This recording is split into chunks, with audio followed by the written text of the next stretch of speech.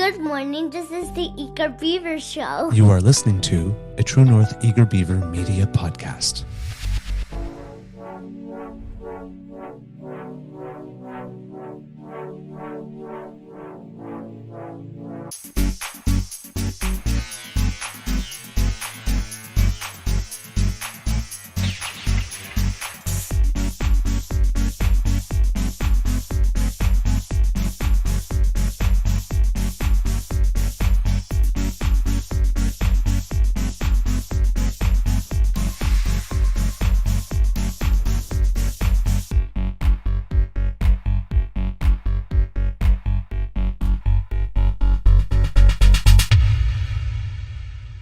The True North Eager Beaver podcasts are proudly brought to you by our founding sponsors, the Miss V Mysteries from Corvid Moon Publishing, your source for science fiction, fantasy, and cozy mysteries featuring a broad diversity of characters.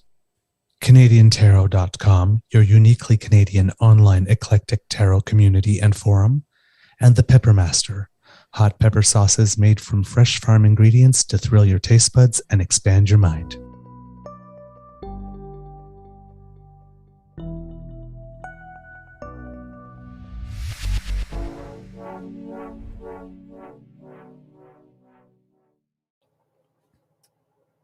Well, good morning, kits and cubs. How are you today?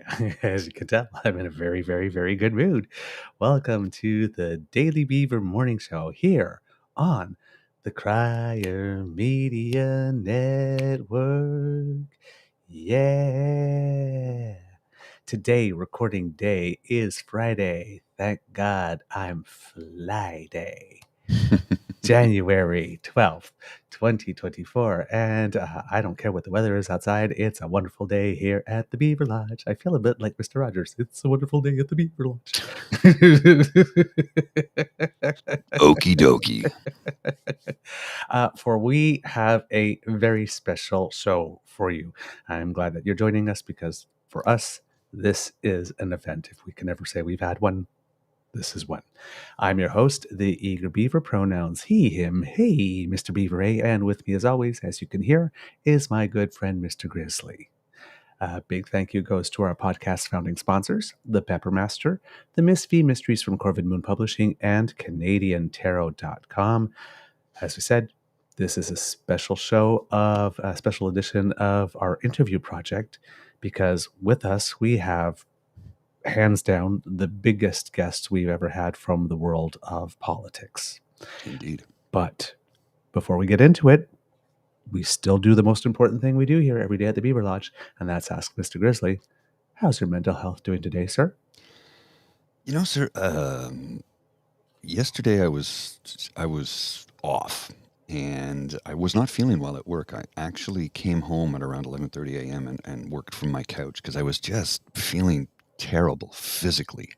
I don't know why. I just achy, tired. It might have been exhaustion.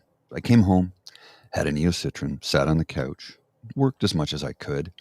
I was a little drowsy for a bit from the neocitrin, but it did make me feel better. I got through the workday, and then night came around, and I'm like, I don't have the energy to do anything. So I stayed on the couch and watched Reacher, went to bed at around 9:30 and slept until 4:30. And at 5 o'clock, I woke up and thought, you know what? I've had enough time in bed. I'm up. I'm feeling pretty good today. I like to hear that. Mentally, I'm in great shape. Brain is back to where it should be. Physically, I'm still a little off, but not enough to restrict me from doing anything that I would normally do. So we're going to have ourselves a great day, sir. Excellent. I'm feeling well too. I was able to get an extension on that APAP machine because I was doing the trial. Yeah, because, I had been fighting with it so much and the tube was coming out and back. So they said, well, that's not supposed to happen, actually. So they gave me another 2 weeks. And that's when I learned that the reason why I was struggling with getting it on is that I was taking it off wrong. Well, that might have something to do with it then. There are Velcro straps here, and those were adjusted, but apparently there were 2 clips in front, but that's what I had to undo so that the Velcro straps always stayed the same. I'm like, oh. They did not provide you with a YouTube tutorial video on how to wear your CPAP. It's like a very piece of important information that I had missed. Now I'm having no trouble with it whatsoever. That's when I go into narrator mode. When using your CPAP machine, be certain to remove the front straps, not the rear. The rear must always stay in position. Mm-hmm. It's a good thing I'm cute some days because, oh boy, some days I'm not too bright. All right. Kids and Cubs, our guest today was raised in Fredericton, New Brunswick. She was elected to the New Brunswick legislature as leader of the official opposition and the Liberal member for Bathurst East Nipisiguit St. Isidore in 2023. She has extensive experience in both local and global business, community leadership, provincial and national advocacy, and social enterprise development. She has also spent a number of years working within government on economic policy. She's passionate about community involvement, and she's been an active volunteer and contributor to organizations like the New Brunswick Lung Association, the Joint Economic Development Initiative, Junior Achievement, Project ICT, the New Brunswick Association for Community Living, the Fredericton Homeless Shelter. Why am I here again? I'm such an underachiever. My God. Oh, please. No. Different fields. Actually, I should say Fredericton Homeless Shelters, which is a big issue, and we'll get into that today. She has degrees in chemistry. Yes. Thank you. And economics from Queen's University, right here where the Beaver Lodge is. Indeed. We like smart people. Yes, we do. And we like expertise. Remember this? Yes. Expertise is important. Yes.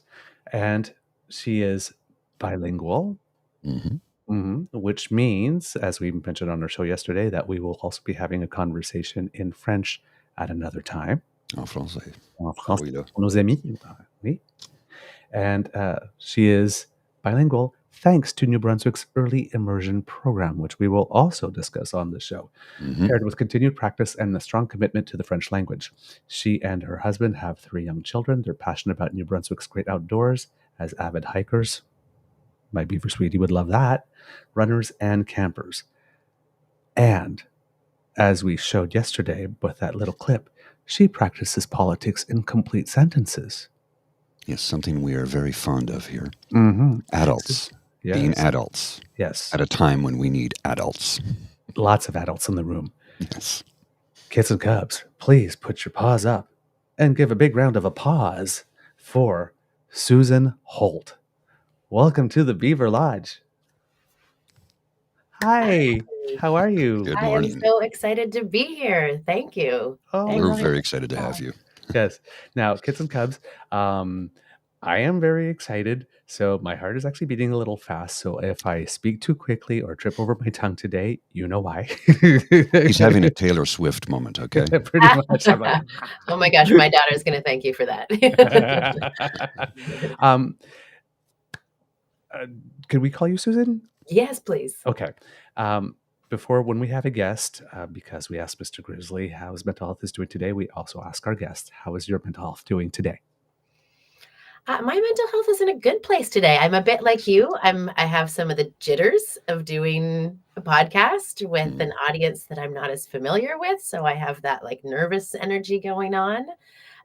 It's Friday and it's the end of a long week, I'll say. It's sort of that first week back feeling where you're maybe more tired. We onboarded a critical new member of our team this week. And so that's been lots of energy and lots of positive energy, actually. Okay. In the face of a lot of negativity in our province and in the media with the ghastly things our premier is doing there's a new example every day. So balancing the frustration of the direction that he's taking our province with the optimism and hope that surrounds the team that I'm building. And then you put it onto a Friday and we get together here and I've got all the emotions, but mostly in good mental health. All right. Excellent. I'm glad to hear that. All right. Let's ease into it, talking about you a bit. How do we go from chemistry and economics to politics? I can see the economics to politics. Yes. The chemistry, just Yeah. It wasn't a great choice. I was in high school in an era where smart kids did science. mhm. And particularly they were pushing girls into STEM pretty hard. So if you were a smart kid, then your courses were chemistry, biology, physics. That's what you did in high school. And look, I'm a nerd. It suited me, right? I was raised by an accountant and a computer programmer, and logic models are well baked into Mm, my early childhood. My mom taught me how to program on a Commodore 64 when I was 9, right? Writing nice. basic code. You with me? And I loved chemistry in high school. Like, I thought the periodic table was such a beautiful structure of logic, and enjoyed chemistry at that level, and thought I had an amazing biology teacher who took us on a road trip to Montreal to go visit Merck Frost at the time. Mhm. And I thought, ooh, pharmaceuticals, like maybe I'll develop a drug that saves the world. So went into a biochemistry program. And then first year was rough. And second year, when I was facing 6 hours of inorganic chemistry lab, I realized this is not for me. Right. There's no people in this lab. There's nobody to talk to. But I had put 2 hard years into Queen's chemistry, and they were very generous about letting me manage my courses so that I could get a general degree in chemistry with about a 3-year effort and start to switch over to a second arts degree in economics, which at the time there was an election on. My macroeconomics class felt so relevant to the conversation that was happening. So chemistry was a poor choice. Economics was slightly better. If I had to go back now, I don't know whether I'd do commerce or psychology or philosophy, or I have no idea, right? Maybe I'll go back to school someday. But I am a bit of a nerd. I do love spreadsheets and data and things to be. Well, Guilty as charged. when you say you might go back and do things differently now, it makes me think of how many when I was, because I'm 55, I'm about 9 or 10 years older than you, and sorry, did I give away your age there? Oh my God. It's quite all right. God. 46. Okay, well, sorry. Anyway, when I was graduating from high school, it was like, what do you want to do the rest of your life? And I'm like, I don't know. Play guitar, drink a beer. I still don't know what I want to do with the rest of my life at this age. Although that's not true. This is what I want to do, right? It just took me forever to get here. But when you're 18 years old and you're going into something that you think you want to do for the rest of your life, when you literally have not lived yet. At the time, I was against the idea of gap years, even though I went straight into the workforce. I went to college years later to study what I do. But the irony being that we had a young woman on here not too long ago, 17-year-old lady, who talked about some of the obstacles she faces in STEM. She's a polymath. Polymath? Yeah, polymath. She's like brilliant on a number of different levels. And all of our viewers and listeners were astonished at what this 17-year-old woman had to say. They're like, oh my God, I have so much hope for the future. I'm like, right, I do too. And her mother said to me, I would like her to take a gap year. I'm like, I think that would be a good idea. Or maybe 2 years. It's never too late, right? Go out, see the world, discover who you are. Because like you said, you got into chemistry so young, thinking this is what you want. And 2 years in, you're like, no, it's not. And I think so many young people are sort of funneled into the university system at such a young age. This is what you want to do with the rest of your life. Some people know, and some people do. Most don't. Yeah. Getting some noise here in the background. I'll see if I can rectify that. I'll be right back. Right.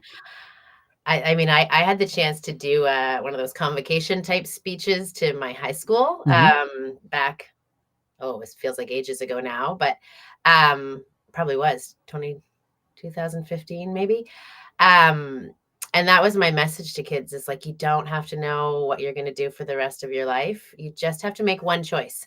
And if it's a bad choice, that's fine. You learn from bad choices, and then you'll make another choice, and then you'll make another choice. And ideally, you'll get closer and closer to the best thing sometimes there'll be, and certainly in my career, there have been dud choices, took the wrong job or went down Mhm. the wrong path, but learned from it.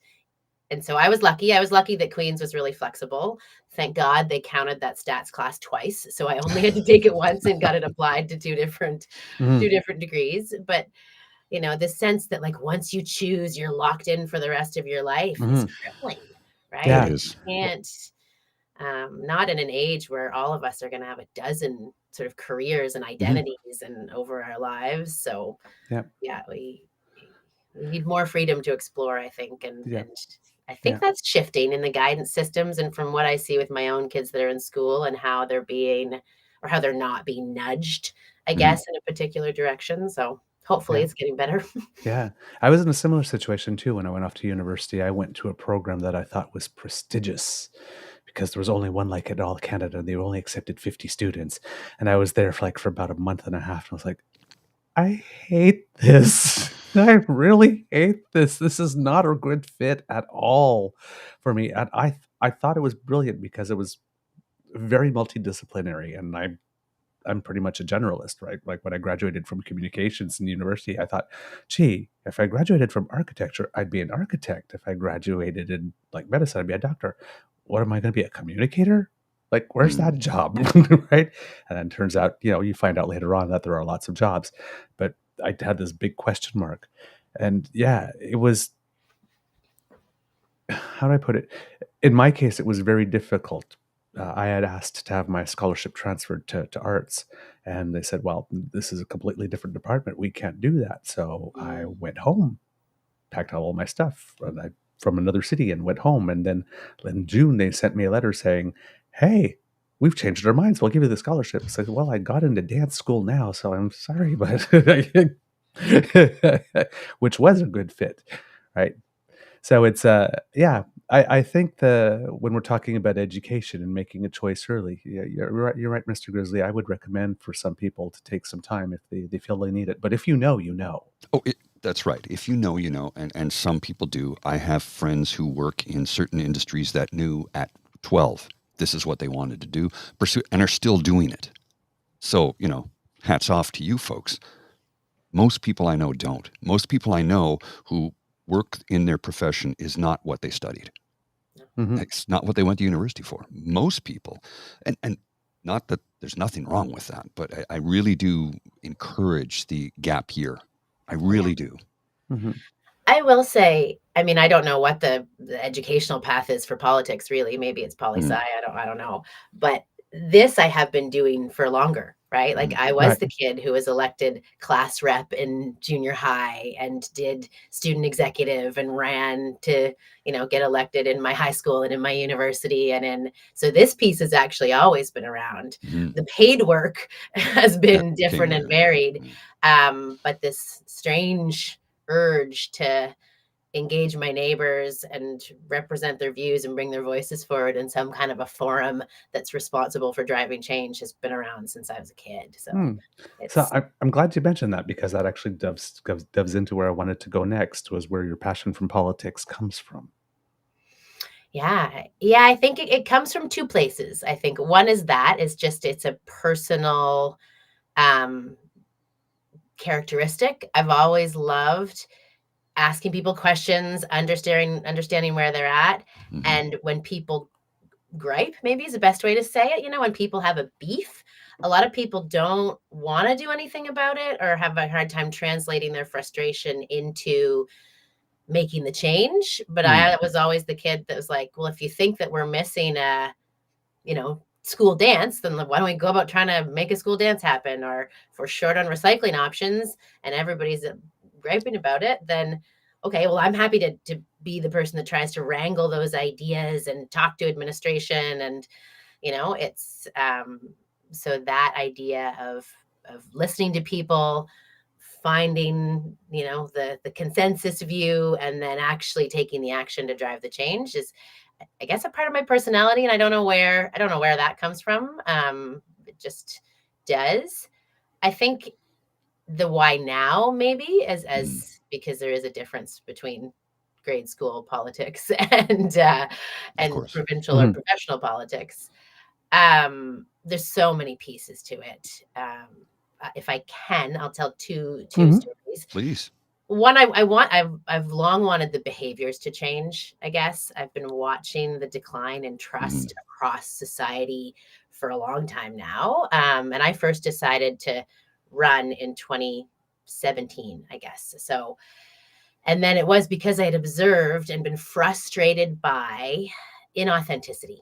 And the classic rule of politics that you deliver your talking points, strict message control. I would listen to politicians on the radio, give the same answer 3 times, no matter how often the interviewer was trying to get at them. And it was just deliver the party line. And I thought it was eroding our trust in the system.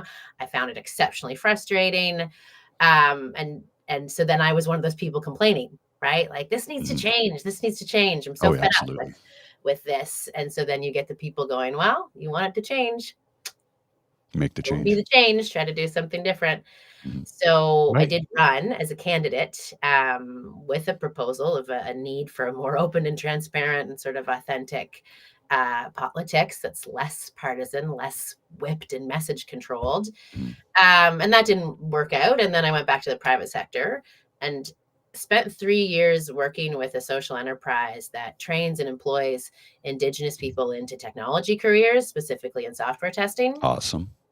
Yeah, super awesome. And I could spend a lot of time on this show talking about Plato and the work that we did.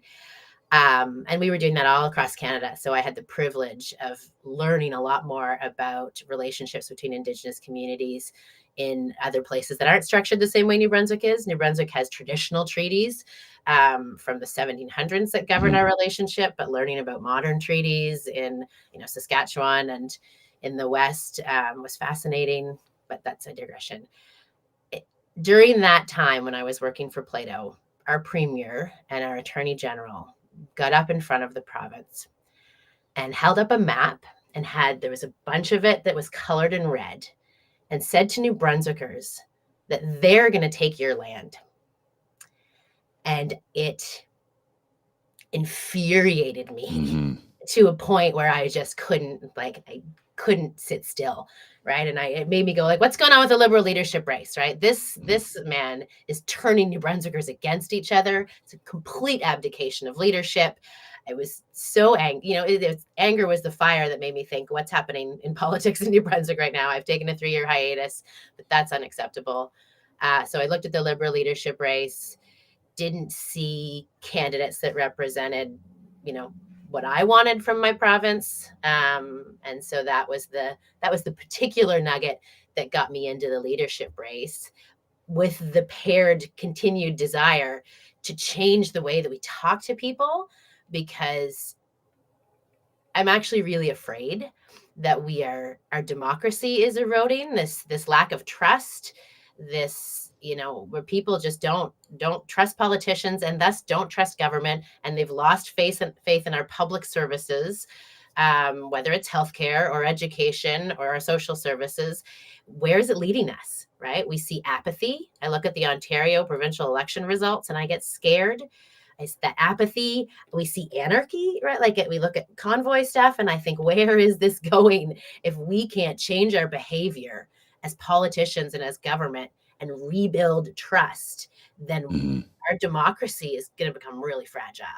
And I know that's I'm talking way up here, but that's the nub of it for me, is we need to have different communications that are more authentic and transparent and real, that you can rebuild a trust in the institution so that the institution can make some of the major changes required for the crises that we're facing. So it's sorry, that's a long way of saying I kind of got into this with a mix of idealistic desire to change things and deep-seated anger at a racist premier.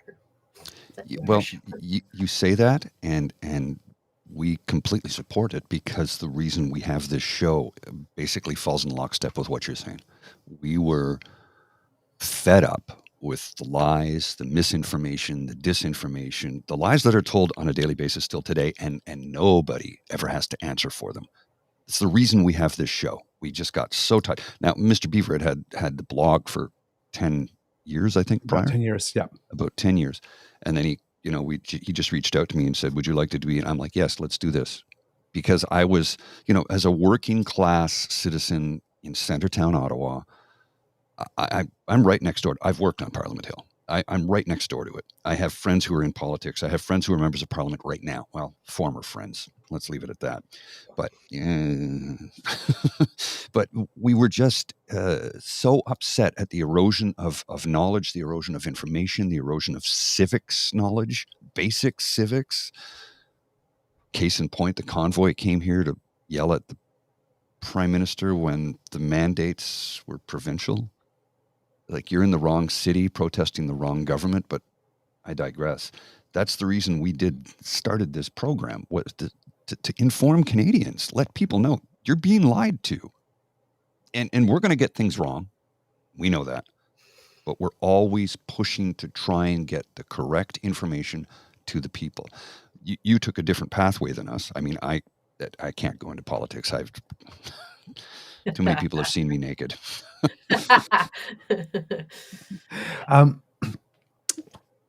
So you get into politics. It was a racist policy that sparked you. And right now we have a situation with something adjacent. Mm-hmm. It's not necessarily racist, but it is an ist, where we have the premier who currently is rather unpopular. And he appears to believe that his ticket to retaining power goes through some of the most vulnerable members of our society. Not only, and we're talking about transgender people, but not only specifically all transgender people, because he's not picking on someone his own size, like adults, but children, and for the most part, children under the age of 16, specifically. What would be your evaluation of the current state of the government, and what would be your case for saying why it is it has to change? Well, there's so much to talk about here, and it is it's hard to talk about because, exactly like you said, going after vulnerable kids. Yeah. A complete disregard for rights, which actually I think is consistent. So this premier has no respect for rights, whether that's First Nations rights or Francophone rights or LGBTQ rights, charter rights that have been granted to transgendered people that he just doesn't respect. So that is the state of the government. We have a government that doesn't respect its citizens. We actually saw that even more recently with labor rights, totally trampled over the right to free and fair bargaining. Yes. And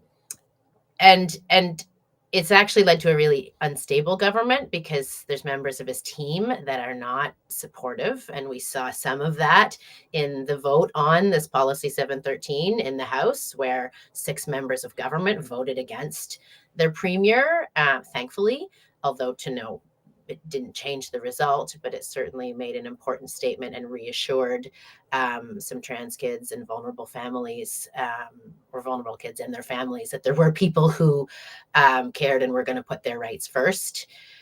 We're starting to swing further right. We have since seen the premier start to recruit from a far right, from a religious perspective into the candidate pools. We've seen a real turmoil in his party as presidents have written letters for his removal, and there's lots of stuff happening over there, and the critical work of government isn't getting done. Right. We have a healthcare crisis. We have a homelessness crisis. Right. We have had a person lose their life in St. John. Right. Just last week, we had someone lose their life in St. Stephen because they were out in the cold, unable to access the services that this government should be focused on delivering. And instead, we're waging culture wars and trying to exploit political wedges with these far right religious overtones. You've lost the plot, right? Like this, Completely. I think this premier clearly has the wrong priorities, and has lost his perspective on leadership, and is just doing his own thing. He's 5 years into the job, and he's lost perspective. He's lost his team. So his major advisors have all disappeared and been replaced by yes people. So we're in a bad, it's depressing, but we're in a bad place in New Brunswick right now.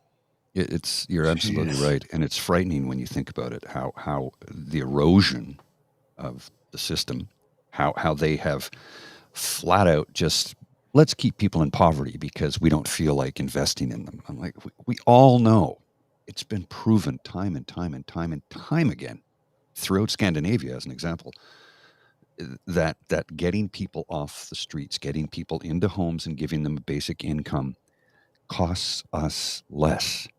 And that's a progressive conservative policy, the UBI from late Senator Hugh Siegel. It's a money-saving thing, and it improves the lives of all of us because we're spending less money. Interactions with healthcare, interactions with the justice system, all of it. Interactions with police officers. We were watching the dismantling of a camp in Edmonton area, right, where they're going through temperatures like today. The high in Calgary is going to be plus 32, minus 32, and they're saying it could get down to actual minus 40 in Edmonton today. And they're dismantling camps. And that's a lot of money that's going into police resources to dismantle those camps. I'm thinking you could be spending that money on actually providing some temporary housing for them. This is a choice with how someone's going to spend, this expression I use, how they're going to use our dime on our time and in our name to do that to fellow citizens. Pretty horrible. When you're talking about this government and is losing the plot, how do we correct that? And if you would like, because you've worked with homeless shelters, try to relate that. Like, for a lot of people, the problem seems so big, particularly when you add the addictions component to it. How do these choices become acceptable to spend money on police officers to get people out of the only home they have when it is minus 32, as opposed to actually housing them? Yeah, it's such a tough one, right? The housing first model was proven a long time ago, and yet we haven't adopted it to the extent that we should, because it has been proven. You've just explained the case beautifully, right? You put a roof over someone's head, and you give them stable housing, and that gives you the foundation to build all the other supports off of, and to then help somebody get to a place where they're fully realized. And some of it is ideological, I think, because we've seen with this government's housing strategy, there's a real reticence to partner with nonprofit and cooperatives and the folks that are doing the hard yards on the ground to develop supportive housing models. That's sort of on the fringes, and instead they still think it's the private sector that's going to solve this for us, which I disagree with, right? The private sector has a reason to exist, and they're building the kind of housing that generates profit. But asking them to build non-profitable housing is backwards to the model. So agreed. And we can't say it's lack of resources. Not in New Brunswick. Oh, no. Not where we've had $1 billion surplus. The money has been there, and the choice has been made that it was more important to give it to the bankers in New York than it was to invest it in providing safe and appropriate supportive housing for the people who need it, because that doesn't pay off today. It pays off tomorrow or the next day, right? And we have a very hard time making decisions for the long term because people want the what's in it for me now. And a lot of us do, actually. That's one thing that I'm seeing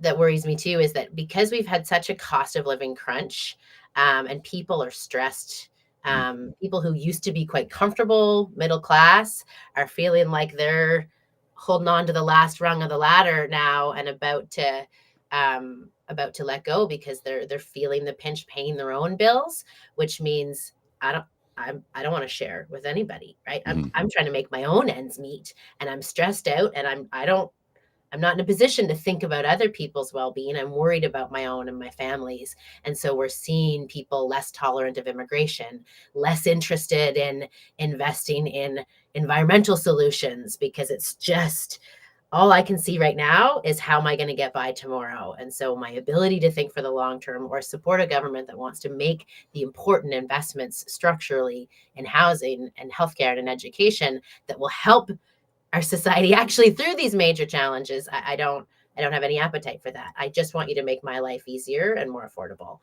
So when you're trying to have that kind of conversation with the people who decide whether you get the job or not, it's really tough. It's tough to, even though our homeless population has been growing considerably, it's still not a large voting bloc. And so the people who vote are the ones saying, I am worried about my comfort.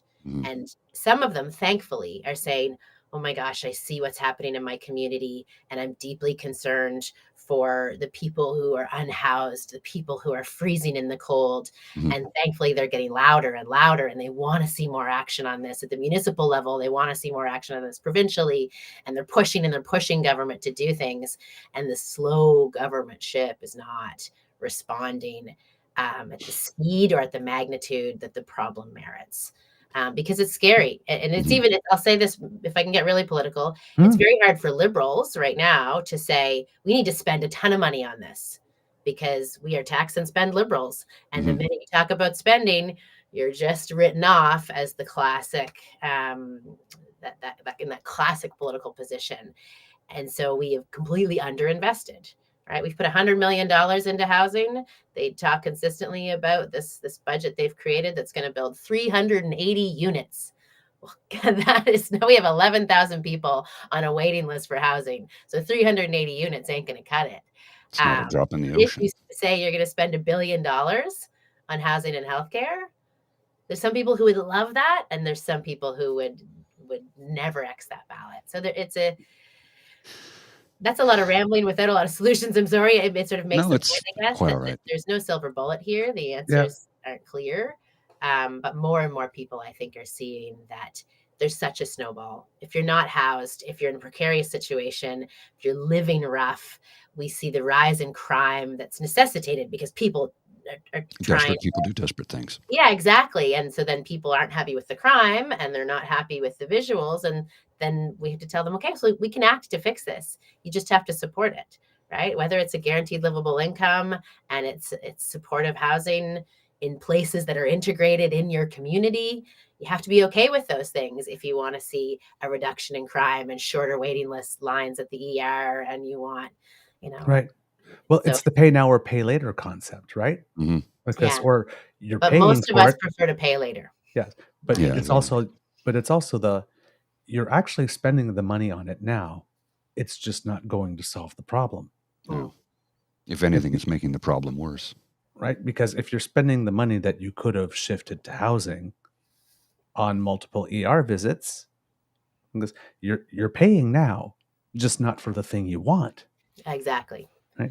And that transition is the hard part. Right? Yeah. And you say it was a rambling answer, but it's not a rambling answer in the sense that with the show, we like to talk about political literacy and we want to keep it real. And one of the things bits of information that we try to impart to our audience is that sometimes when a promise is not kept, it's not a lack of will. Sometimes it just can't be. And that everything in politics is a trade-off. So, for example, a lot of people say, well, why don't they go in there and they say, we're going to spend $1 billion? Like, you just made it clear because you got to win the race to be able to affect the change. And if you go out there and you make a full-throated, well, in a perfect world, if we had all this money, this is exactly what we'd spend it on, and we intend to do some of this, you get ruled out automatically as economically irresponsible, and vice versa. If you have somebody who says we're going to balance the budget no matter what, it's like, yeah, we have a hole in the roof of our house like this, but we don't have enough money to pay the roofer this month, so we're just going to leave the hole there. And if it rains while there's still a hole and we got more damage to the basement, we're like, well, so be it. But we balanced that budget, right? And that doesn't work with a whole other audience either. Yeah.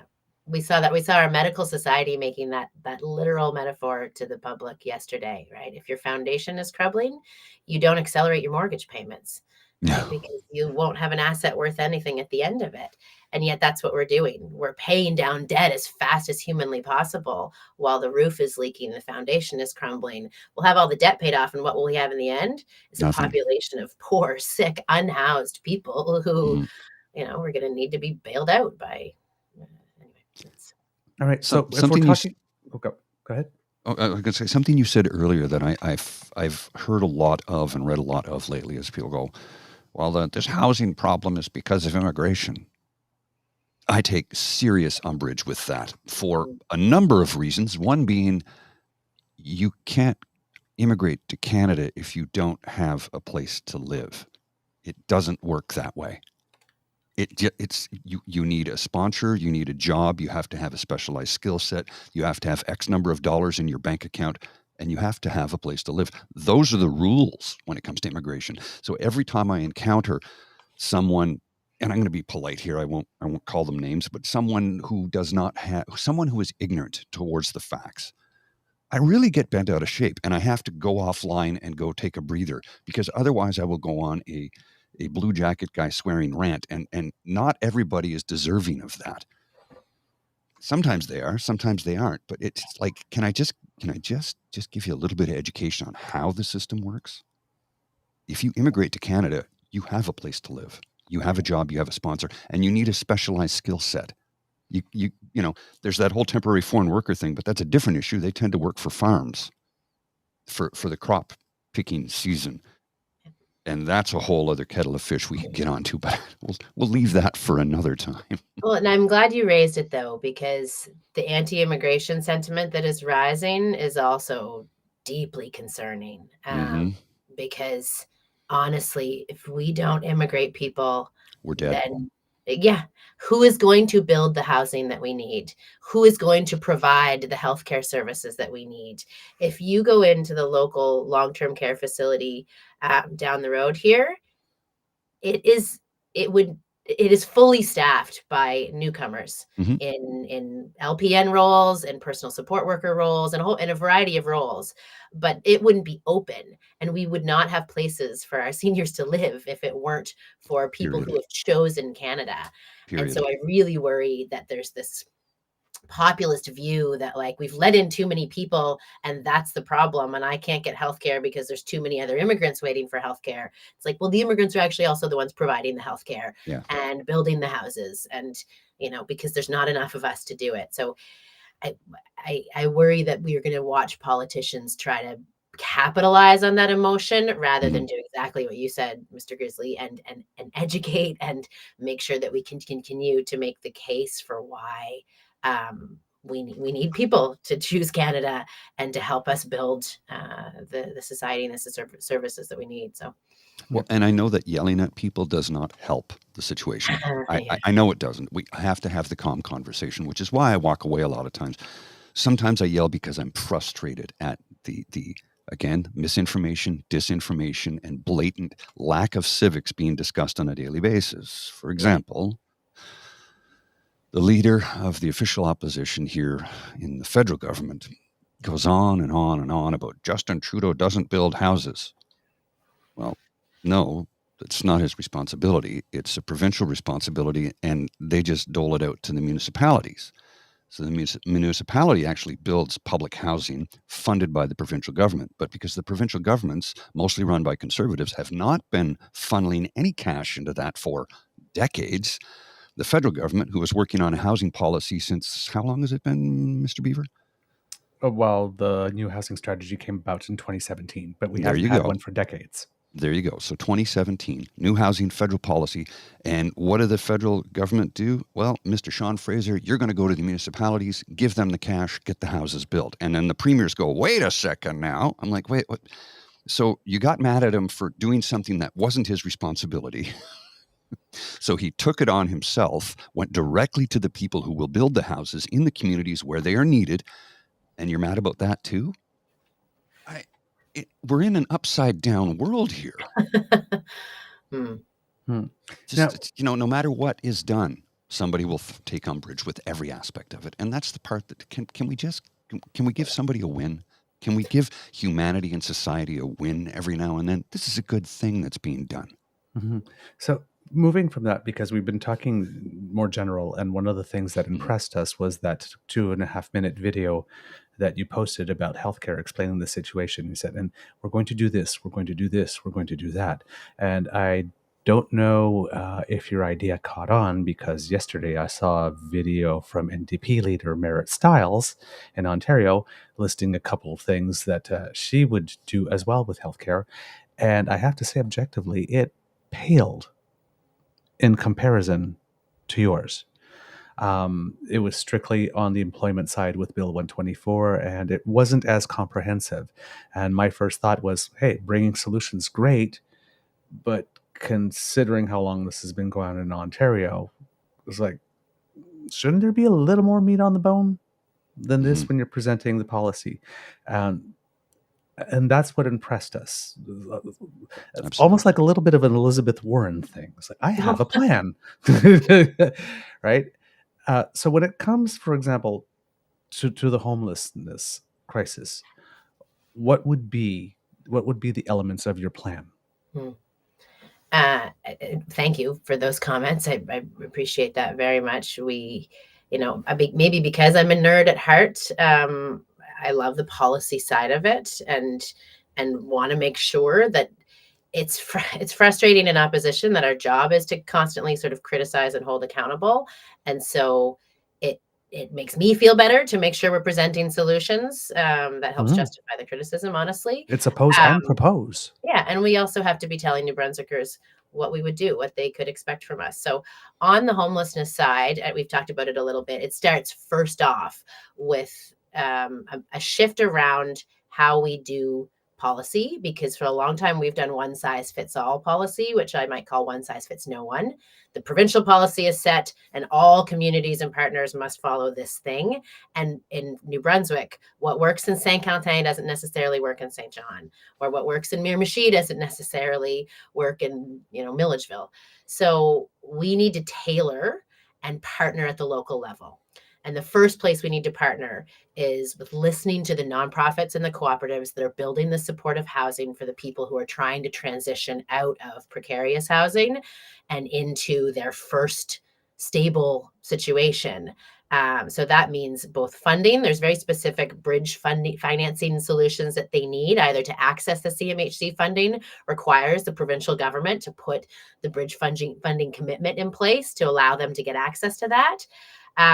They also have a harder time capitalizing new investments and new developments. So there is an underwriting component that the provincial government can do to respond to the needs of those nonprofits and cooperatives that want to do it, are ready to do it, have the boards, the volunteers, they've raised the money. They, in many cases, know the sites, know the solutions.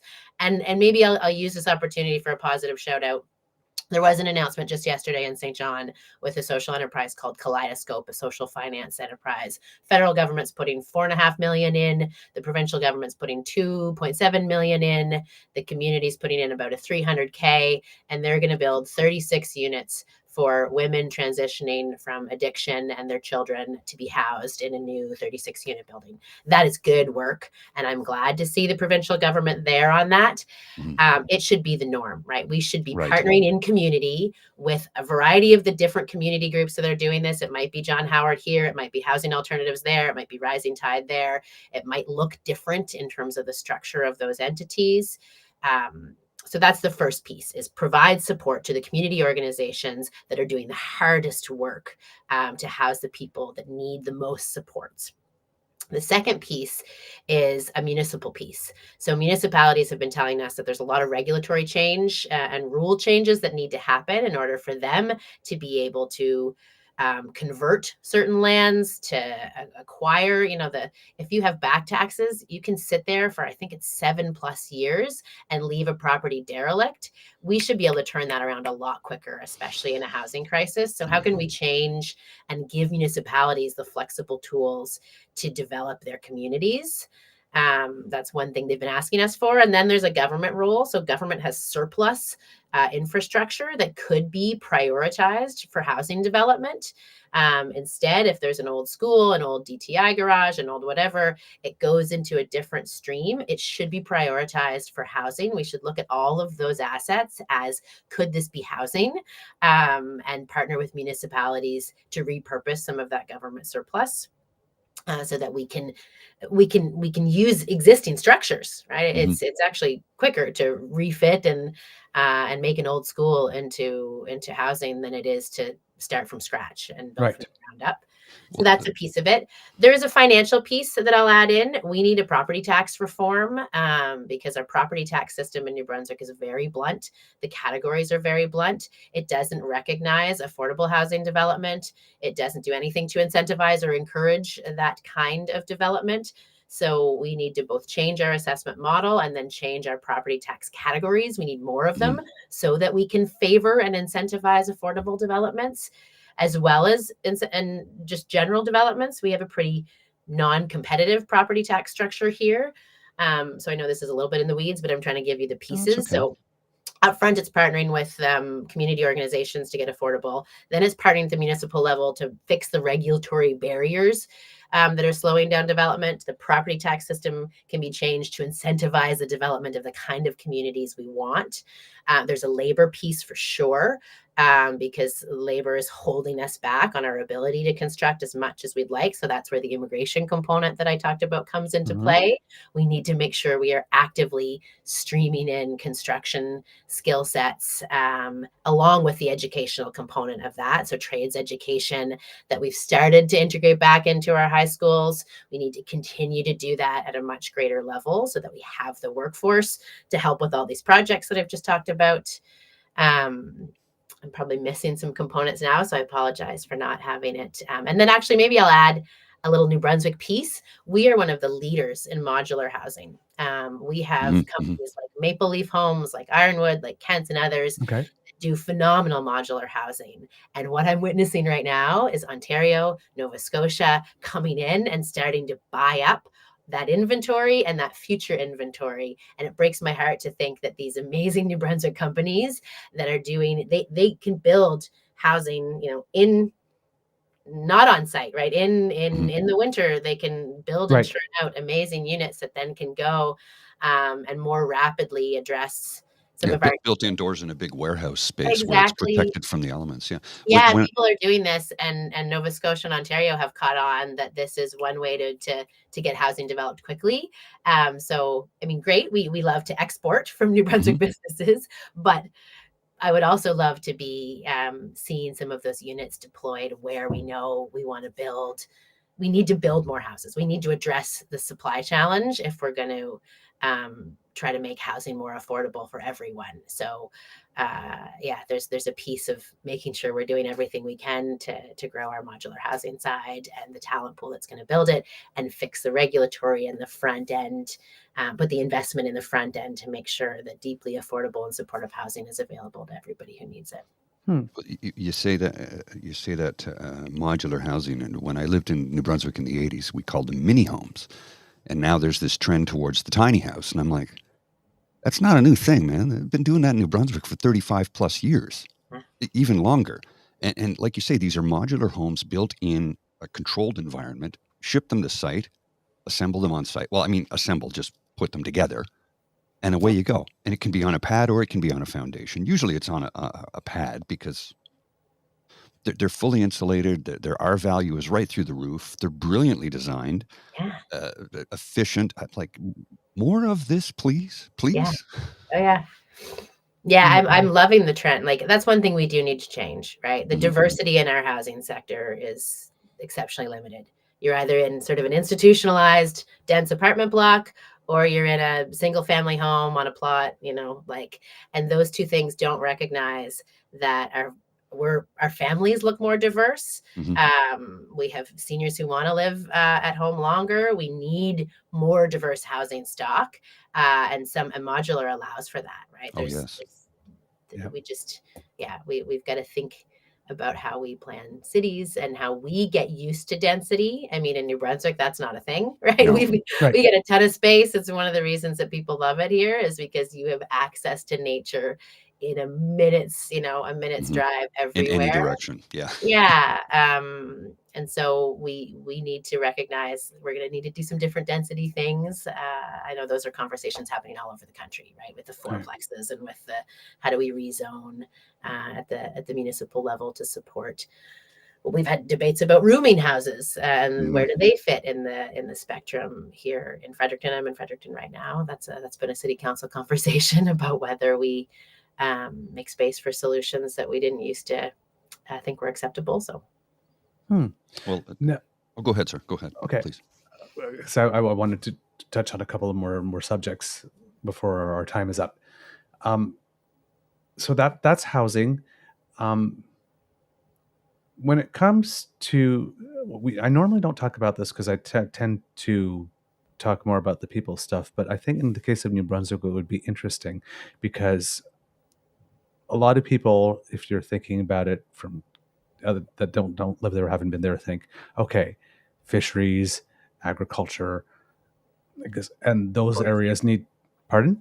Forestry, and those Irving oil, and these things, and natural resources do need to be supported and whatnot. But when we're talking about economic diversification for New Brunswick specifically, what would be some challenges, and where are areas that the province wants to go into, for example, for, let's say, AI or a green economy or that type of stuff? Yeah, thanks. Thanks for taking the conversation in that direction, Doug, because this is my sort of my personal bread and butter from when I led the Chamber of Commerce here and then the New Brunswick Business Council and spent a lot of time in economic development. So thankfully, the New Brunswick economy has been diversifying probably more than most people realize. And some of that started in the McKenna days, right? He was the premier that saw the information highway opportunities and did some things with NPTEL that were really innovative and created the whole call center sort of back office space that spawned a number of IT startups. And so New Brunswick has gone through these waves of IT leadership. And that's also, like, as somebody who worked for Cognos and Chalk and Research in Motion and then PQA and into the software testing work, we actually have a really solid base of IT. It's less on the AI side right now. We moved into cybersecurity in a big way back in 2015 or so. And so we've built up, we have the Cybersecurity Institute for Canada here. We have a base of researchers and businesses in cybersecurity. That's probably one of our sort of niche levels of expertise that we contribute both nationally and internationally with the export of services from those companies all over the place. We continue to push on the value add side of our natural resources. So we have a couple of the traditional and well-known companies like the McCain's or the Covered Bridge or the Cook Aquaculture that have taken our amazing raw products and added value to them and now export them all over the world or have become global entities. But we have so much more of that we haven't realized yet. Like, we have the best apples anywhere. The Honeycrisp apples in New Brunswick are great to go and pick and to take home, but should be turned into higher value product. We're doing that with cider now. We're starting to do it differently. On the green side, I wish we had been moving more quickly in this space, and particularly in green energy. So we are far behind where I think we should be in terms of the adoption of wind solutions. We actually have a lot of wind asset in New Brunswick. Sounds strange to say, but if you look at the maps, the wind blows hard coming down the border that we share with Maine, across the north of the province, and we're underdeveloped in wind, even though it's profitable, right? There's a market for it. There's investment on the table, and we haven't been tackling that the way that we should. So diving into some of the wind opportunities, there's hydrogen opportunities that exist here. Biomass has long been explored, and we've never been able to figure it out. Oh, sorry, caucus member calling. So there's opportunities there that actually pair really nicely with our post-secondary. So our University of New Brunswick, Mount Allison University, St. Thomas, Université de Moncton, our community colleges are actually doing some exceptional work in green energy research and looking for ways that small modular nuclear reactors can work and contribute to a decarbonization of our energy infrastructure, trying to maximize, our hydro.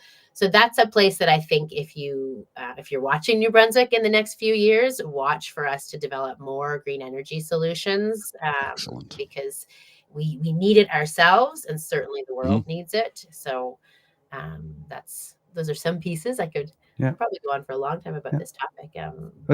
I'm glad you mentioned that about wind energy and all those becoming more affordable, because actually there was just from Max Fawcett from the National Observer, there was just something he had posted that said that in 2023, an estimated 96% of newly installed utility-scale solar PV and onshore wind capacity had lower generation costs than new coal and natural gas plants.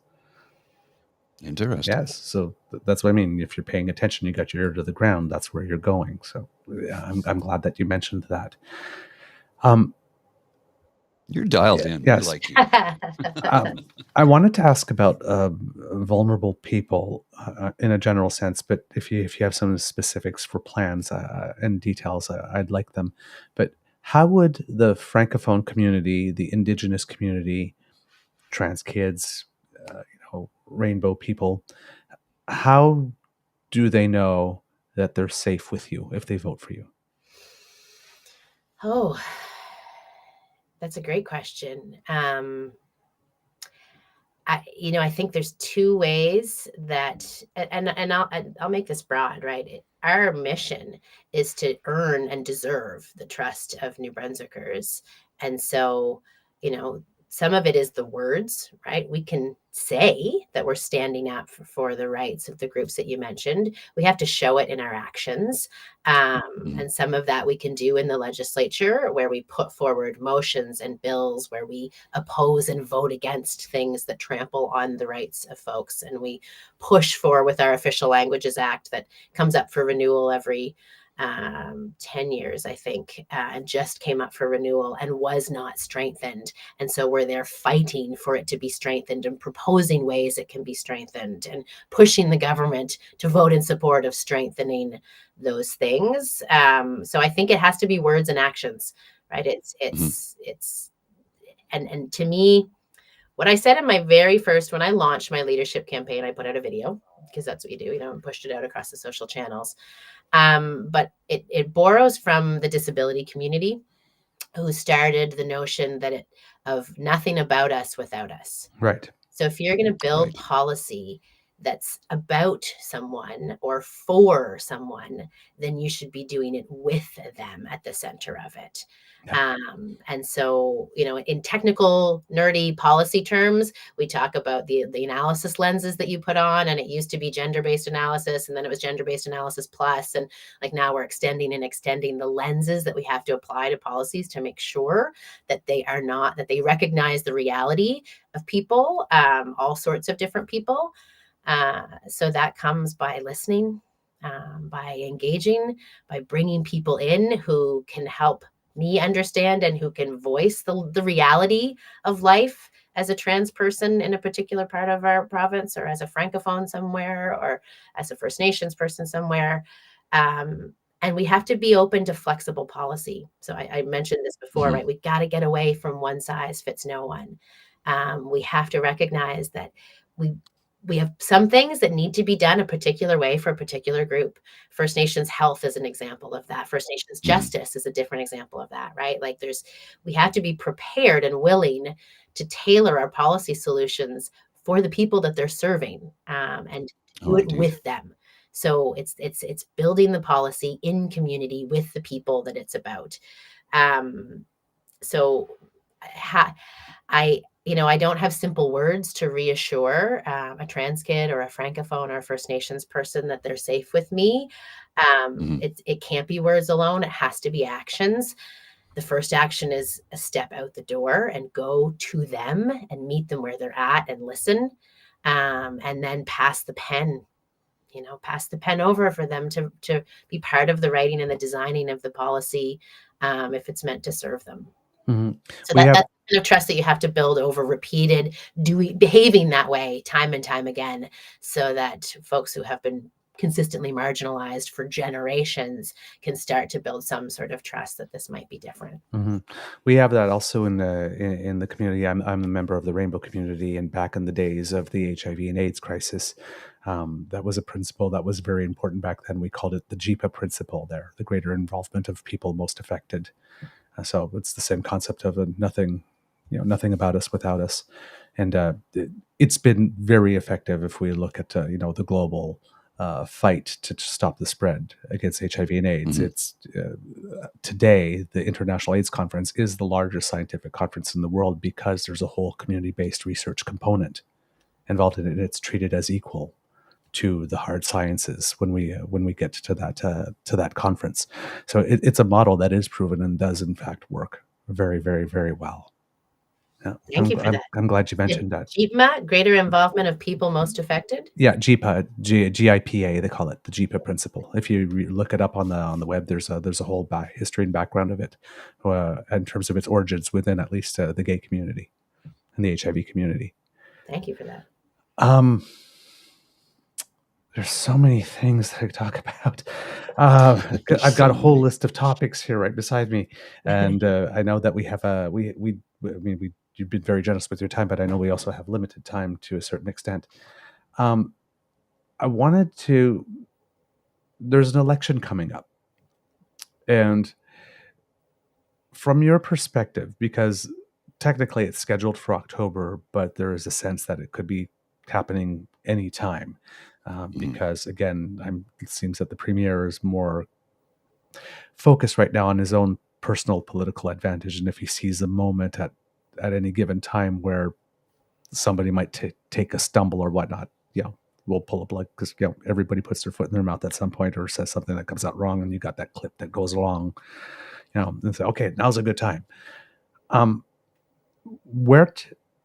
you, what would you see are the expected challenges for your party in terms of communicating your message effectively so that you can win the election? And where are the opportunities that you see that you might have some lanes that you can occupy? Yeah, thanks for the question. That certainly is what's occupying us right now, as we know officially we're in an election year and that it could be coming as soon as the spring. So we see lots of opportunity, actually, in part because there's so much frustration, not only directed towards this premier, but within his party. So there are conservatives looking for a place to put their vote. That presents interesting challenges for us politically, because while our party has always been sort of a big tent middle party, I have two poles in my party that I'm trying to keep together, with people that are more to the right and people that are more to the left. Right. I would argue that the other parties on other sides of us are tighter in their place on the spectrum. But we have a broad group in our members who have, in some cases, very different views on issues, and keeping all that together in what I call the messy middle. And then you're articulating nuanced policy, which is harder to communicate, right? It's much easier in an election campaign to campaign to the extreme, right? To pick that spicy, sexy policy that's a little maybe further outside of where you would normally be. But when you're normally the centrist party, that spicy, sexy stuff is not really available to you. Yeah, it's not part of our DNA. But on the flip side, right now, people don't want the drama that this government is bringing. They, just like you guys said at the outset, they want someone to be the adult in the room. They want something that is balanced, pragmatic, right? Like, it just looks out for the common good. I think thankfully there is a unity in our party about, we look after our neighbors. Right? We're not just looking after individual benefit. We are looking after our neighbors. And our party is always going to care about everyone having an equity of access, and everybody, regardless of who they love or where they live or what language they speak, has the opportunity to access services and to fully live as themselves in New Brunswick. But I think that, I mean, communicating to people who don't care and are switched off, right? This apathy is really challenging. Managing both a declining traditional media landscape and trying to be in the conversations that people are at, whether that's Instagram or YouTube or TikTok or Facebook or the coffee shop, trying to be everywhere. The amount that you have to communicate, the amount of time we spend on communications, It's insane. and trying to balance that with the time we spend doing policy development, and where you put your resources is those are constant sort of campaign strategy questions. But we have the classic, like, these are the ridings we think we can win, right? There's probably 13 pickups that we think are available to us, and so we're looking at those communities, even though most of our messaging is broad. This election is about healthcare. It's going to be about cost of living and housing, and it's going to be about education. Preferably, it'll be about approach, right? Because I think that's what needs to change. Fundamentally, it's the approach of governing. We can't govern from Fredericton and from Chancery Place anymore. We need a government that's going to get out of the office and actually give the power back to communities so that communities can build the solutions that reflect them and look and suit them and their needs. And they need a courageous government that's prepared to share or give away that power to that community organization, that municipality, that whomever, to do the right work that's closest to the people, whether that's healthcare delivery that looks like a community clinic that is designed for the population it's serving, or whether that's the educational solution, the school that is a community school that has multiple uses and that suits its rural area or the dynamic that it's serving in. So we need to change the approach of government. I hope that people will vote for that. I know it's more likely that there will be an issue that is decided, 6 or 8 weeks out from the election, there'll be an issue, car insurance or toll highways or shale gas, or it's hard to predict the thing that will be the issue. It better not be parental rights, because that's bullshit. But anyway, Completely. we could go back to that conversation. I know someone who wants to make it about parental rights. We think it should be about respect for New Brunswickers and building a society where everyone has access to the services they need, because government has gotten away from itself and let tailored community-based solutions emerge and has facilitated that with a more flexible, you first, greater involvement of the people most affected kind of principle. So I hope people see our approach of communicating authentically, getting away from whipped, scripted party lines, making sure that we elect people who will represent their constituents first, right? It's your riding over your party. I believe that, and that's how the system works, right? Making change to the Liberal Party so that we can do that, that our rules allow for it, because we have to earn the trust back, right? It's about earning trust. So you need authentic people communicating honestly, being their true selves, earning the trust of the electorate by listening, by partnering, and by making space for other people at the table and sharing the power with them. There's something you just said a second ago that really rings true, is that parental rights is bullshit. Parents have responsibility, children have rights. And that seems to get lost in that whole ridiculous conversation, ignorant conversation, because it's ignorant. And the fact that you are on the right side of history on this one just makes me like you all the more. Yep. We had. And you know what I'll say, thankfully, because I have a number of members of my caucus who represent different. I mean, I'm in urban Fredericton. It's a really progressive people here. Oh yes. Highly educated. It's and my riding of Bathurst East and Episcopal St. Isidore is totally different makeup. But when the issue of Policy 713 first came to our caucus, there was unanimous. It was clear for everyone, regardless of the price they might pay in their communities, that the right thing to do is to defend vulnerable kids and to support children's rights. So thankfully, that was unanimous and clear from the start across our caucus. Good. And we've watched the Premier try to manipulate the issue and try to pull the wool over New Brunswickers' eyes and convince them that teachers are nefariously out there to indoctrinate their children. It's so dangerous. He's eroding trust in our education system, creating disrespect for teachers. Like, it's bullshit. And And thankfully, like, and I think the people actually aren't, like, they think this is a majority position, that like some survey sometime said 75% of people support parental rights. Sure, look at how you worded that question. Hmm. But when we ask the people, what do you think about this? What do you think about schools, and being flexible about how we make sure that kids are accompanied on a journey? It's not a majority of people that support what the premier is talking about. No. He's Mhm. into the 30%. I think it's even shrinking with every time he opens his mouth on this now, because we see him bringing in people from away who Mhm. are pseudo experts to try and sell this to the public, to the bureaucracy. It's like, it's so questionable. It's like, it's so wrong, Mhm. that he's spending all his time trying to convince people that he's right on this, and bringing people from outside to try and tell us that he's right, when social workers, psychologists, teachers, and experts say this is not how you handle kids who, are exploring different pronouns, who are trying to figure out their identity, right? Like, Mhm. Well, I'm I glad you. find the go ahead, sir. Go I'm, ahead. I'm glad you mentioned that, because we had Sean Rouse on our Right show where I was a going. while ago, and he's the parent of a transgender child. And when people are speaking about parental rights, we're not talking about the rights of all the parents, because he's a parent Hmm. and Where's his rights are not being respected, if we're talking about parental rights, if that were a thing. But as Mr. Grizzly says, there's not parents have responsibilities, children have rights. And that, I'm glad that you mentioned, that you think it's bullshit.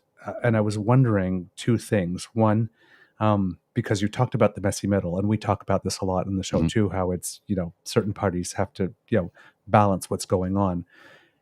Has any of those 6 members of the Progressive Conservative Party who sort of abandoned Mr. Higgs approached yours? That's the first thing. And the second thing is, in New Brunswick has an amazing child and youth advocate, Mr. Kelly Lamrock, who studied this and put out an absolutely exceptional report. And I was wondering if you could talk about um, children's rights in the sense of, for example, for the advocate, but also maybe include, which is a topic that's important to me, and people that often get overlooked, but the rights of foster children, specifically youth in care and youth at risk. mm, Because we know that a lot of these kids who, there's about 40% of street youth that identifies as rainbow, for example. And a lot of these kids sometimes leave their homes and then bounce in and out of foster care as well. So just, it's a big messy, it's a sort of a messy question, because it kind of goes all over the place. But well, I mean, you've just sort of explained why we need policy 713. LGBTQ kids are overrepresented in youth in care, in youth in engaging with the law, youth experiencing homelessness, because they have had unstable or unsupportive situations at home.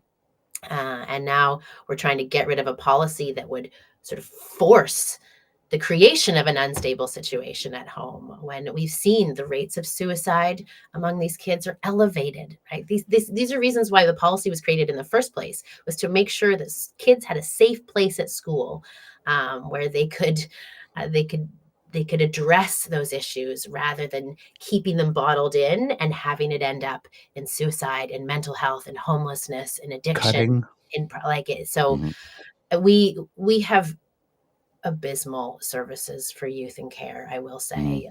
Like, the situation is, we have a shortage of social workers, we have a shortage of support for residential solutions, we have laws that you've described, there's sort of barriers to youth getting access to both the autonomy and the resources they need to work their way through.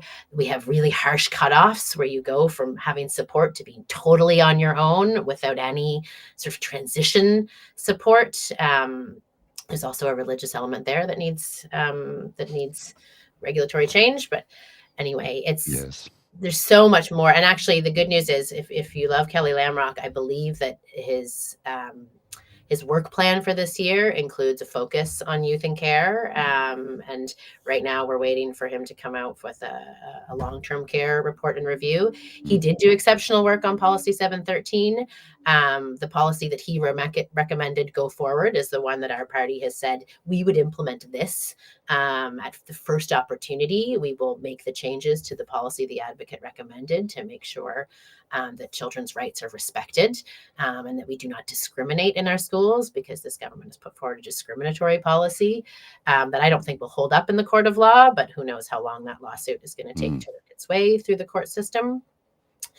Trying to go back to your first question. So New Brunswick is a small place. We all know each other and we all talk all the time. So certainly the 6 members who voted against the government on policy 713 are people that we have been in dialogue with consistently, because some of them are friends and people that I knew before politics and before they were in politics, right? People like Jill Green and I, used to golf at chamber golf tournaments when she was leading a business and I was doing something else. So we are in constant conversation with not just them, but pretty much everyone in the Ledge, because this is a small province, and whether it's Dominic Hardy or David Kuhn or Jeff Carr or Dorothy Shepherd or Trevor Holder, we're talking all the time about policies, about parties, about who's going to do what next, and looking for opportunities to collaborate.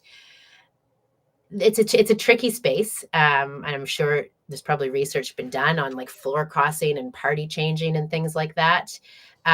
Because disloyalty is not, even the word I just used, right? Disloyalty, that's a negative thing, right? Choosing something different because you think it's better is hard to do, particularly if you've identified with a particular party for a long time. I named Jeff, Dorothy, Trevor. These are long-time progressive conservatives. Moving to the enemy, the Liberal Party has been the enemy for most of their careers. A super hard move to make. Yeah. There either has to be a very deep sort of principle and connection, and these are people of integrity, and we saw that in their votes. But it's sensitive. I'm not out there strong arming and putting a high pressure recruitment push on them, but we have conversations all the time. On the flip side, I'm actually looking for new politicians. If we want to change political behavior, one of the best ways to do that is with people who haven't built the bad habits in the first place. Right. And so the people that I mentioned are all great folks, but they have the habits of a 30-year political career that has taught you to do things this way. And if I want to change political behavior, then a great way to do that is recruit new politicians who don't have the bad habits. So really, I'm out talking to people who have maybe never been partisan before, and have decided it's time to get involved and make change, as well as talking to people who might be blue, green, orange, or otherwise, because the system needs to change. I'm glad you mentioned, sorry, I got a frog in my throat, what you did about a hard defined lines for transition when you were in care. When I was in care, we're talking a while ago, a couple of decades ago, but through the Children's Aid Society of Ottawa, they actually had a pilot project going on that I thought would have gone national at some point, and I guess it never did. That was called a semi-independent living program, where they identified foster kids at around 15 and 16, and they would bring them somewhere and teach them, basic nutrition skills, cooking skills, how to manage a house, how to manage a budget. And when they were transitioning out of care around the age of 18, they would give them a stipend if they were continuing education up until the age of 21 to help them. So it was similar, a stipend that was similarly equivalent to what welfare was at that time, to help them transition as they were moving out of their foster care and then going off to university. And I have to say, that saved my life. I guess I am a reasonably well-adjusted person who doesn't say morally objectionable things and has built a decent life for myself. I'm now a homeowner.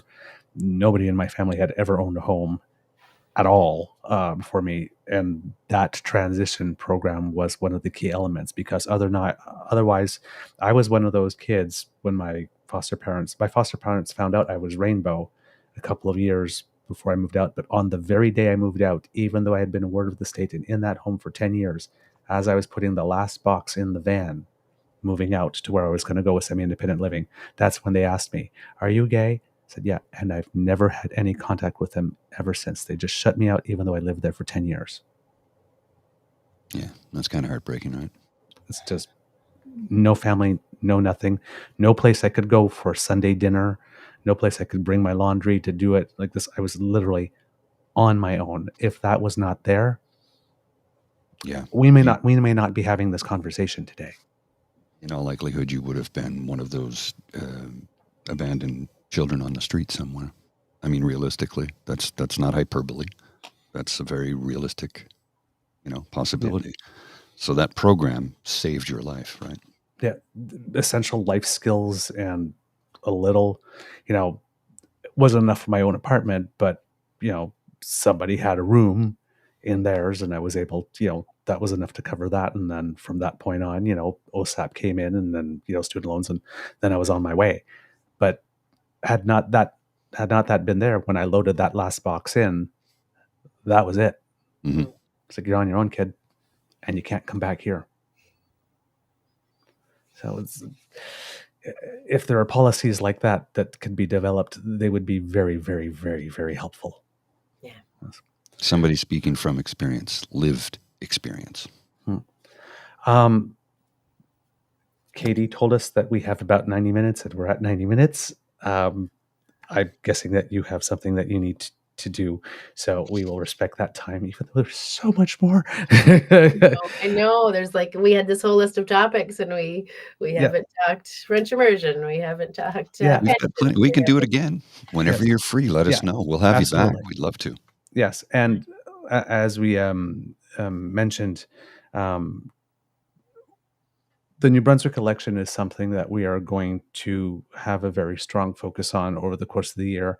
And every now and then we do live election result shows. We probably will do one for New Brunswick. So if you, members of your team, we're also open to members of the NDP and Green Party and even the Conservative Party. If you would like to come on, there's a place here. But if you want to talk policy, if you want to talk what your plans are in the lead up and during the campaign, please, you're welcome here.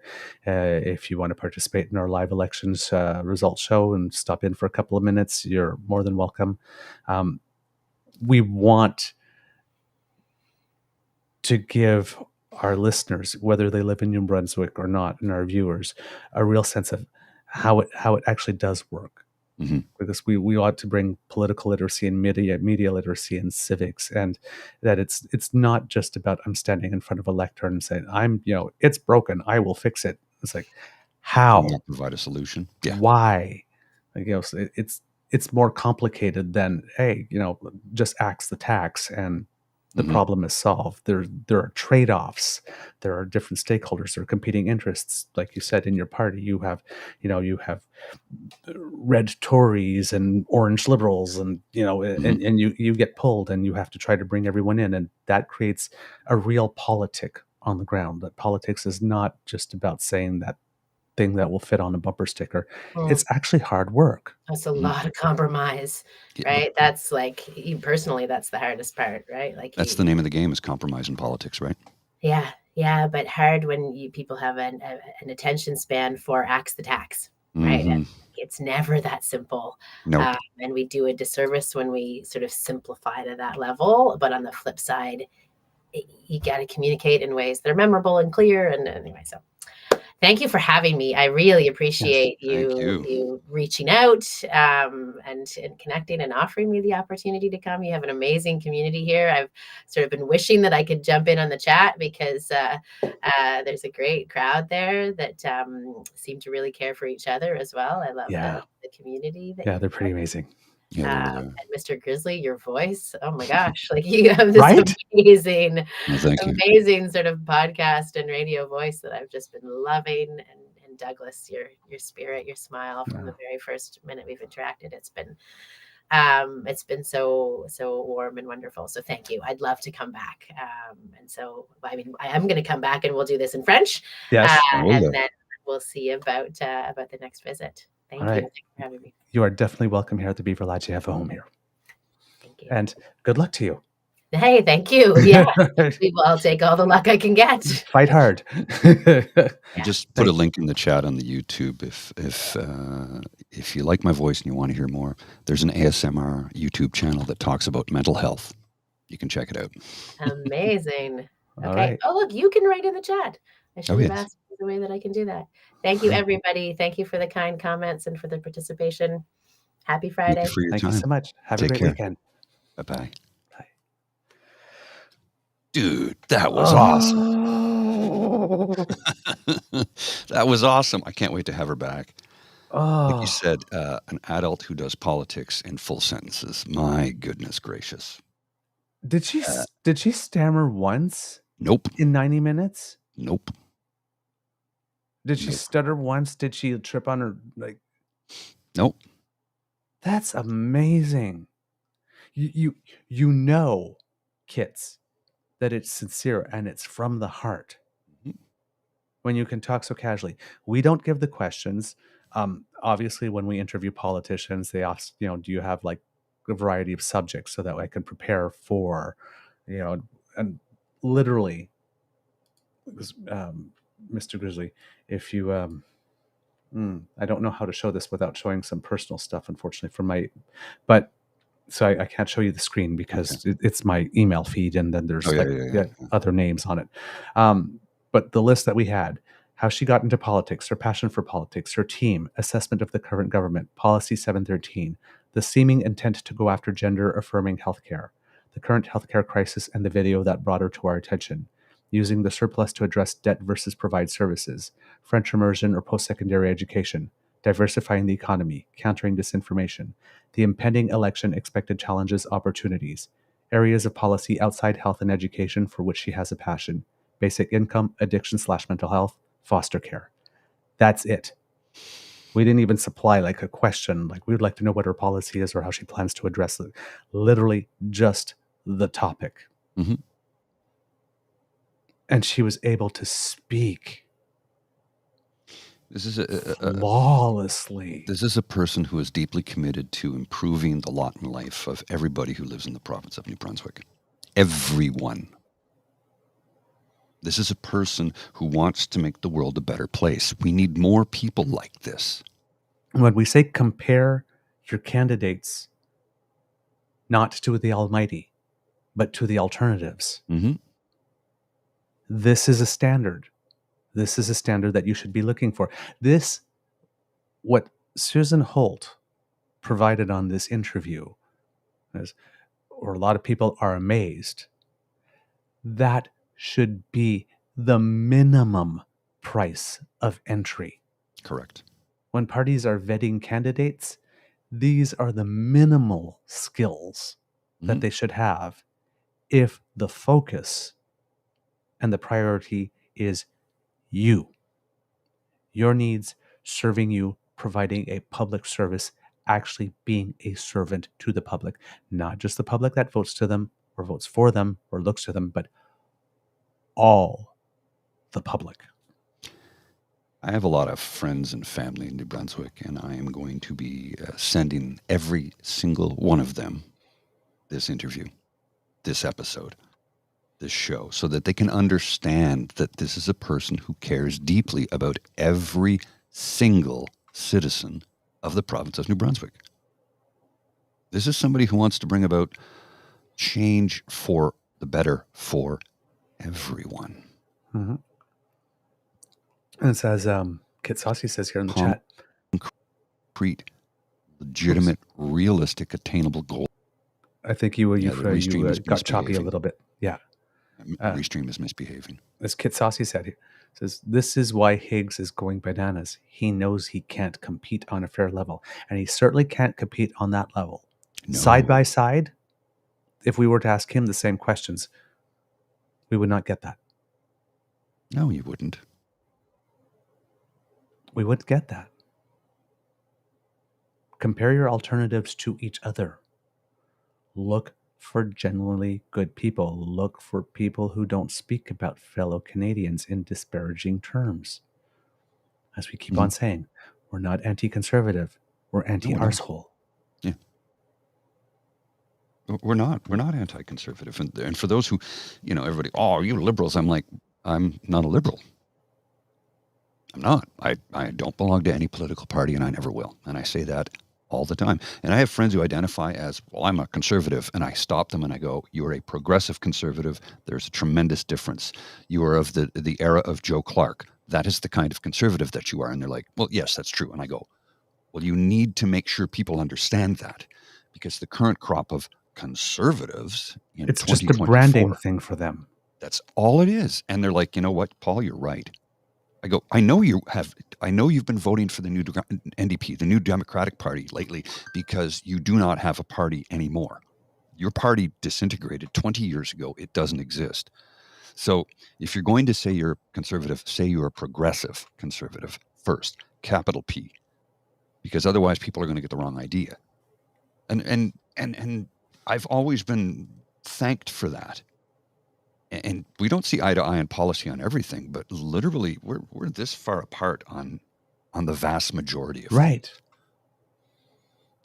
like, Right. Because when I say it's a branding thing, it is, right? Mm-hmm. When we look at the federal, it was a hostile corporate takeover of the progressive conservative brand. And then they appropriated all the goodwill that was associated with that brand until a certain number of people took them almost a decade for certain of them, but to figure out that Harper was not that.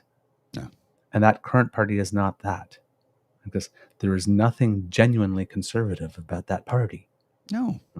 So when we're talking, and Dan says here, good people with good ideas is where it's at, regardless of the political stripe. Yeah. Adults in the room, people who do not insult your intelligence, people who do not look at you straight in the face and talk to you and say things that, no matter what it is that they're saying, translate to, I think you're stupid and I'm treating you as such. Mm-hmm. The electrician gets lightning from the sky. And he's extraordinary. Not extraordinary. Extraordinary. He's not just ordinary. He's super ordinary. That's an insult. Yes, it is. It's not the flex he thinks it is. People who talk about people in elevating terms, not debasing. Mm. These things matter. Oh, yes. Whatever frustrations you are experiencing now, whatever hardship, the person that comes in and says the reason you're going through hard times is them and points to the people that you should hate or despise, they are not your friend. No, they are not. And they will not help you. They will let you wither and die. Yeah. They don't care. They will not be served by that, and everyone you care about will not be served by that. You need people that are willing to have 90-minute conversations about a wide range of topics and actually have a conversation. Not explain to you why it is that you're wrong, not somewhere along the way call you that you say that you're a cuck or a communist or a pedo or a groomer, or make assumptions about what you must believe or who you probably vote for or who pays you, or make assumptions about your life because they don't know you and they have no way of possibly knowing that. You don't need people that express wishful thinking as a fact. Indeed. You need people that are willing to say, you know what, I got to speak in broad terms here because I don't have specifics, or this is messy, or this is a trade-off. And they're saying, like, you have to understand, like, this, I would love to come in and say this, but I have my party's big tent and I have people on this side. Like right now, what's going on with the federal liberals, with Palestine and Israel. There are parts of the party that are pulling more towards Israel. There are parts of the party that are pulling more towards Palestine. But so long as everybody in that party remembers that it's about being pro-human, that discussion can take place respectfully. Indeed. And I got to step away quickly. Sorry. I'll be right back. and Apologies. Susan Holt made that point when she was talking about Policy 713, that it didn't matter whether her team was rural, whether it was francophone, whether it was urban, whether it was, they all agreed on the basic principle that you do not go after vulnerable children.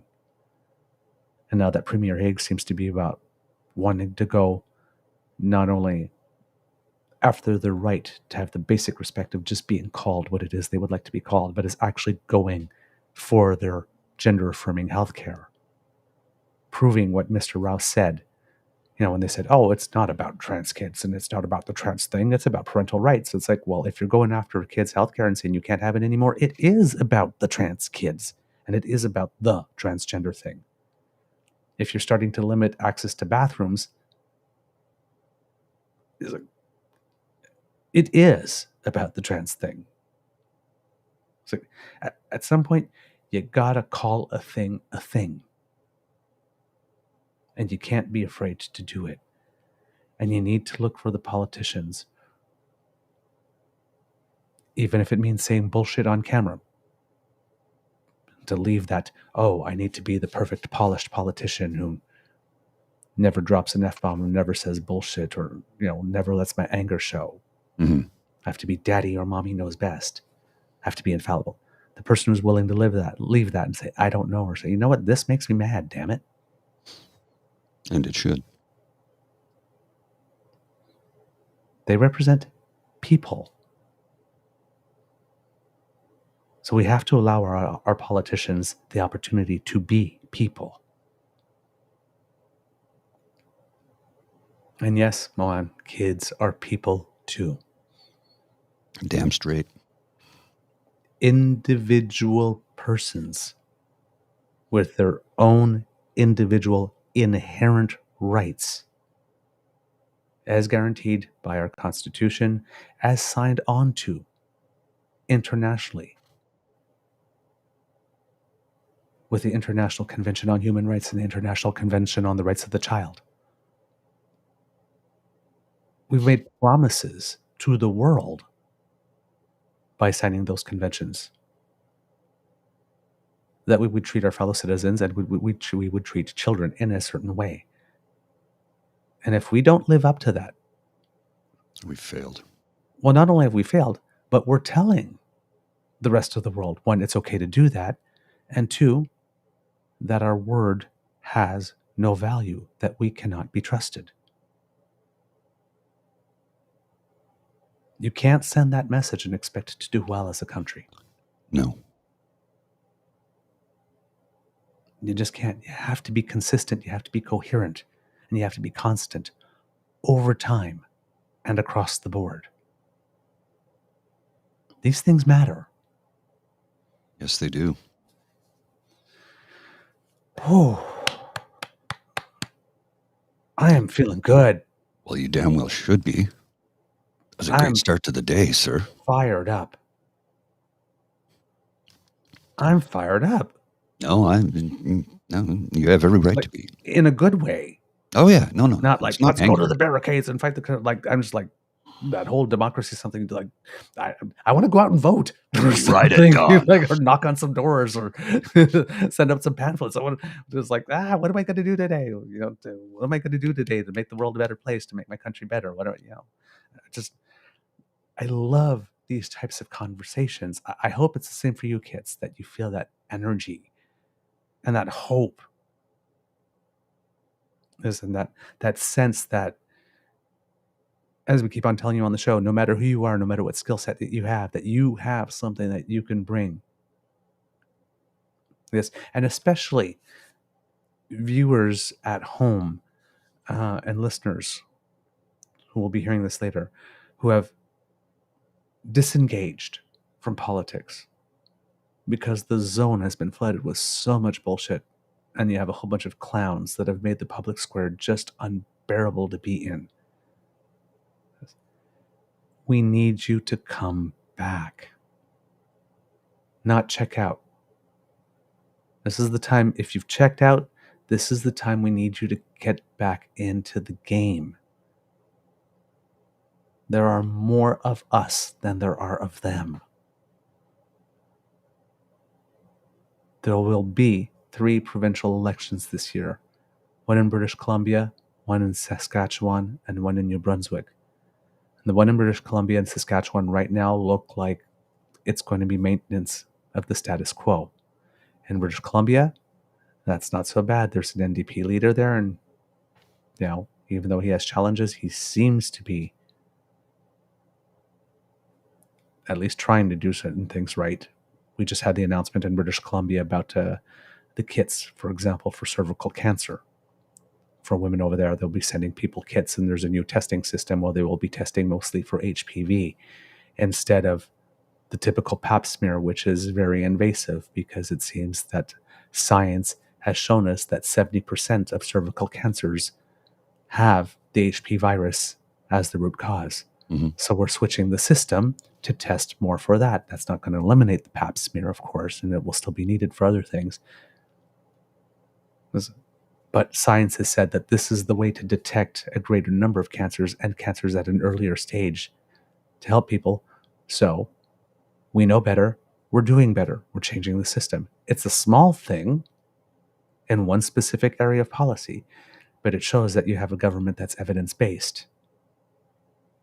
In Saskatchewan, unfortunately, we have Premier Mo, who thinks it's an appropriate thing to unleash the Constitution on transgender youth, and for some reason, I still can't understand it, he has a high approval rating.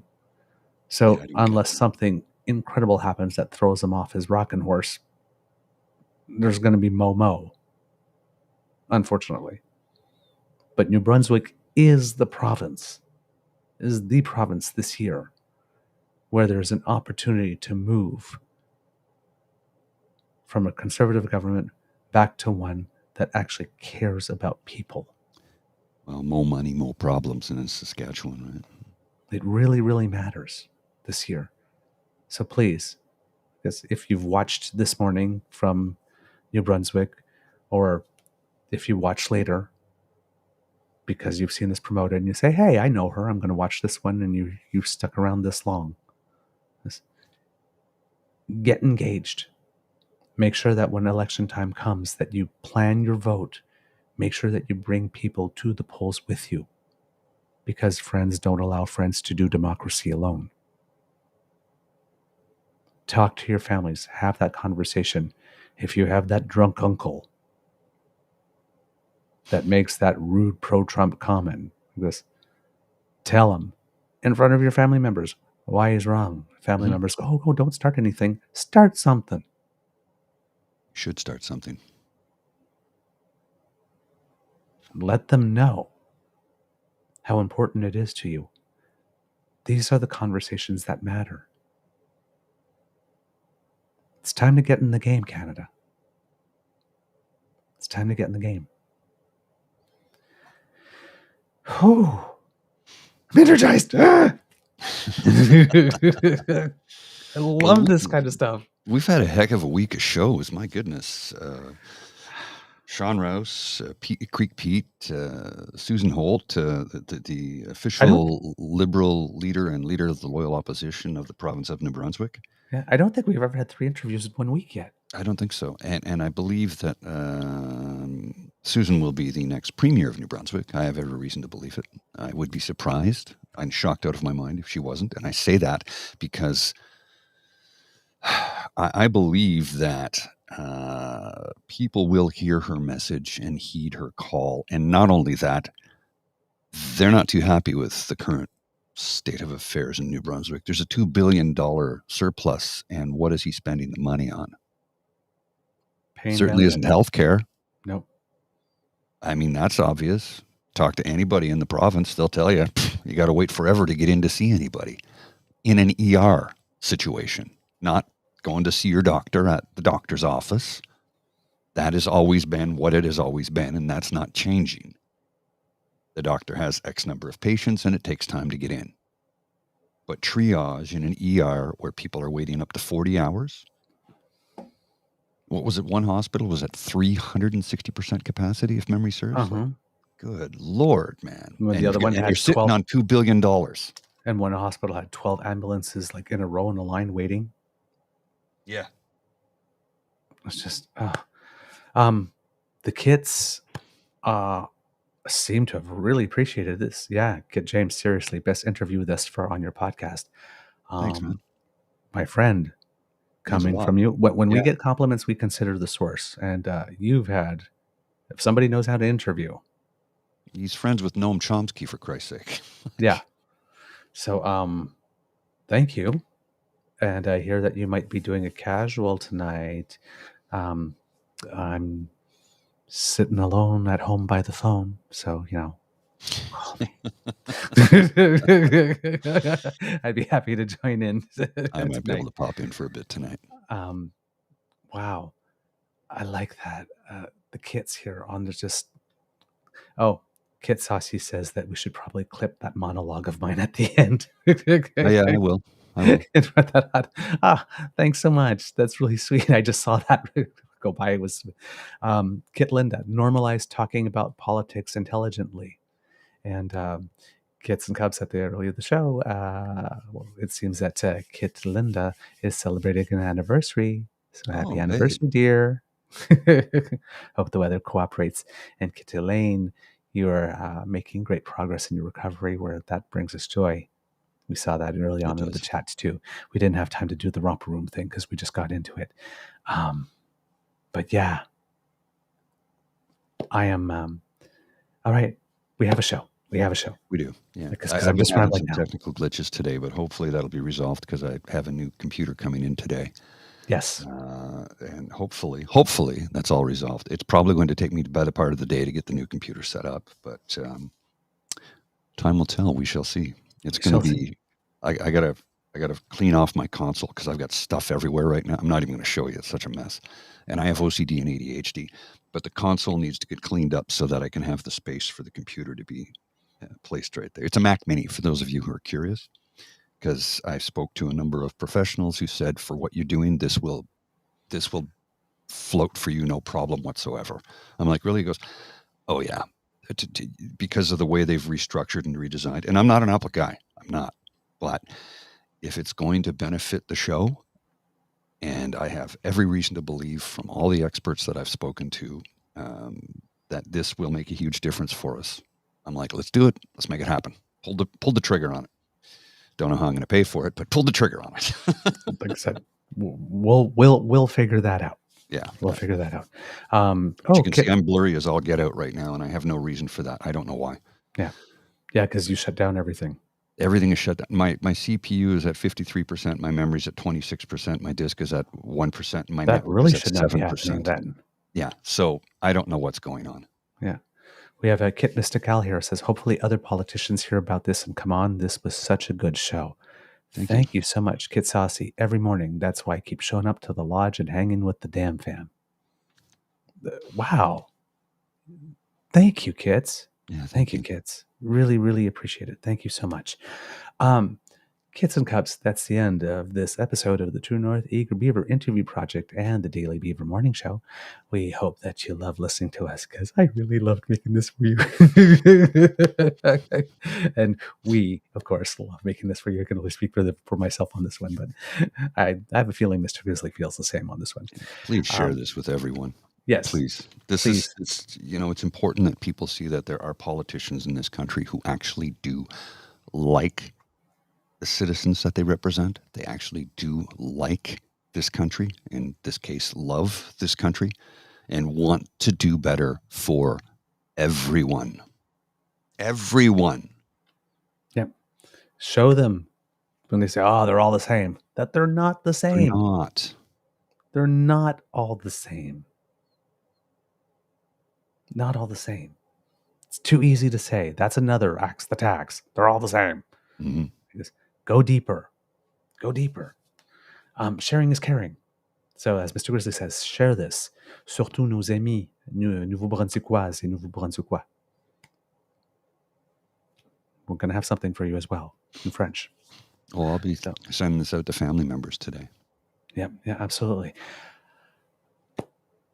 If you would like to make sure that you do not miss an episode, you don't have to. Thanks to the Ray Girl, fabulous, fierce, wonderful, sponsoring our pod page. So that little squiggly that you see under my chin, that'll bring you right there. So if you scan that while you're watching, or if you go to podpage.com/the True North Eager Beaver, lowercase letters with a hyphen between each one of those words, that's where you go. You click subscribe, and when we have something fresh off the bandwidth, it'll come directly to you. I'm the one that's been a little behind this week getting descriptions to Mr. Grizzly. So, because it's been a really busy week, but I will get caught up on that, and we will get the rest of this week's shows up for the people listening on audio cast. Also, if you would like to help us, you can go to our YouTube page. That would make us very happy. True North Eager Beaver on YouTube, where we are now, well, I would have to refresh, but as of when we started the show, 593 subscribers. Thank you so much. Kit Linda goes, if this doesn't send the subscribers over 600, I don't know what will. Fingers crossed. Yeah, and all of them will be from New Brunswick. That's okay. That's okay. We There's like 850, 860,000 people in New Brunswick, I think. Yes. So, yeah. Oh, and speaking of New Brunswick, Mr. Grizzly, I spoke to our friend there who we tried to bring on a good while ago. Okay, yes. But had some issues that made it so that she could not at that time.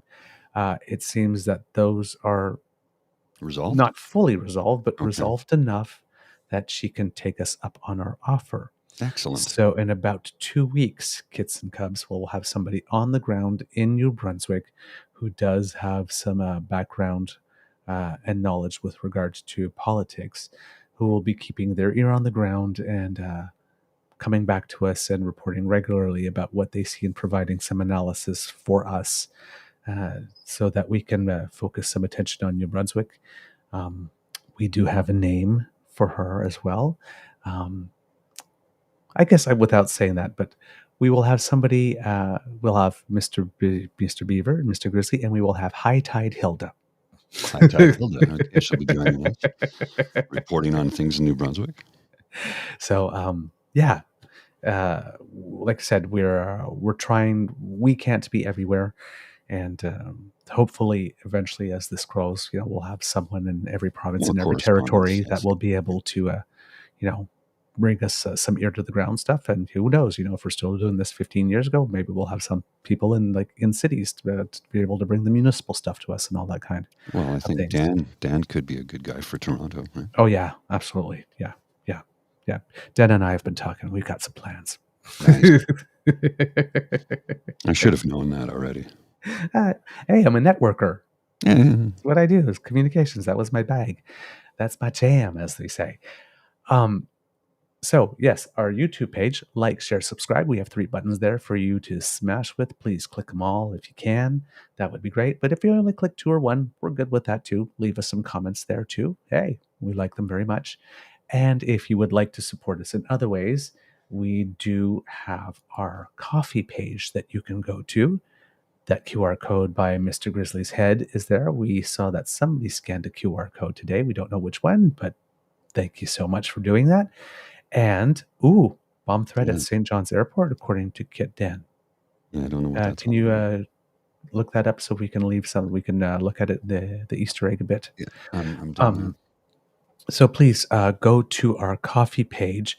That's coffee, ko-fi.com/eagerbeaver, lowercase letters, all in one word, as did Kit Eve yesterday. Thank you so much. And Kit Eve had to say, we are retired and live in Saskatoon, Saskatchewan. Yes! People from the West, thank you so much. Thank you. We just wanted to let you know how inspiring your podcast is in giving Canadians hope that Canada will always be the Canada we all love. And this in all caps. Every day you are a rainbow in someone else's cloud with a heart. Remember that, kids. Every day you are a rainbow in someone else's cloud. So they wanted us to know how much they appreciate our show. Thank you so much. And Kits, you're being very good to us, Mr. Grizzly. And a fun fact, because we like to be transparent about how Kits are donating, we have received more donations through our coffee page this month in the first 12 days of January than we had received by the end of April Oh, wow. last year. Well, thank you. Thank you very much. That'll help pay for my new computer to run the show. Mm-hmm. So, thank you, kids. Thank you. Whew, overwhelming me. All right. Because democracy is something that you do. Share this episode. Think about how it is that you want to get more engaged in your community. If you're thinking about it, if you have the opportunity to run for something, do it. We need good people. We need good people. You might be the person you are waiting for. Like Susan said on her show, right? So she was always that person that got engaged and asked the questions. And, well, we need a school dance. Let's have a school dance. And then all of a sudden, it's like, oh, I tried chemistry, but hey, this is my fit. Maybe this is your fit. So think about it. Consider it. I said, whatever we can do to support that, we will. You have us. Get your shots. XBB, flu, pneumococcal, all of them. RSV if you're over 65. Very important. Let's help to do the neighborly thing and keep our hospitals unclogged. And write those letters, especially if you're in New Brunswick. Write those letters.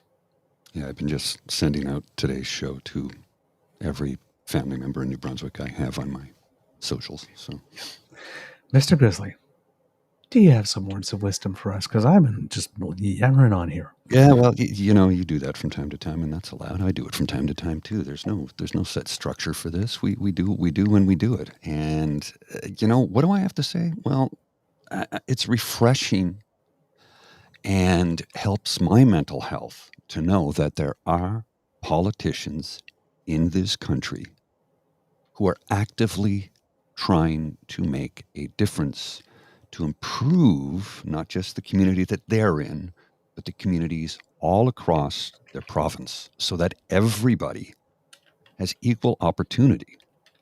Everybody has a good start in life. Look, I admit, cishet white guy, physically fit, pretty good build for 55. I started the 100-meter race at the 50-meter mark. Doesn't mean I'm going to be rich and wealthy. That's not what privilege is. So let's bring it so that everybody gets to start the race at the same place. This is what Madame Holt wishes to do.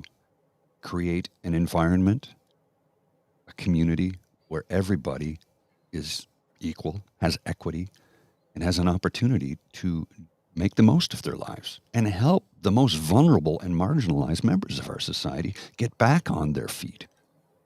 To quote Wab Canoe, we'll give you a hand up if you're willing to put in the work. That's what we got to do, folks. We got to help everybody out, help each other out. Life is short. Yeah.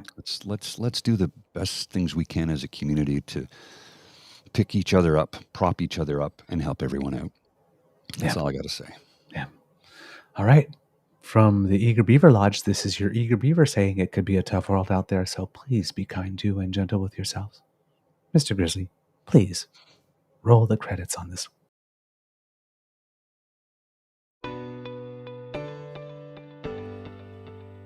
You are listening to a True North Eager Beaver Media Podcast. The True North Eager Beaver podcasts are proudly brought to you by our founding sponsors, the Miss V Mysteries from Corvid Moon Publishing, your source for science fiction, fantasy, and cozy mysteries featuring a broad diversity of characters. CanadianTarot.com, your uniquely Canadian online eclectic tarot community and forum, and The Peppermaster, hot pepper sauces made from fresh farm ingredients to thrill your taste buds and expand your mind.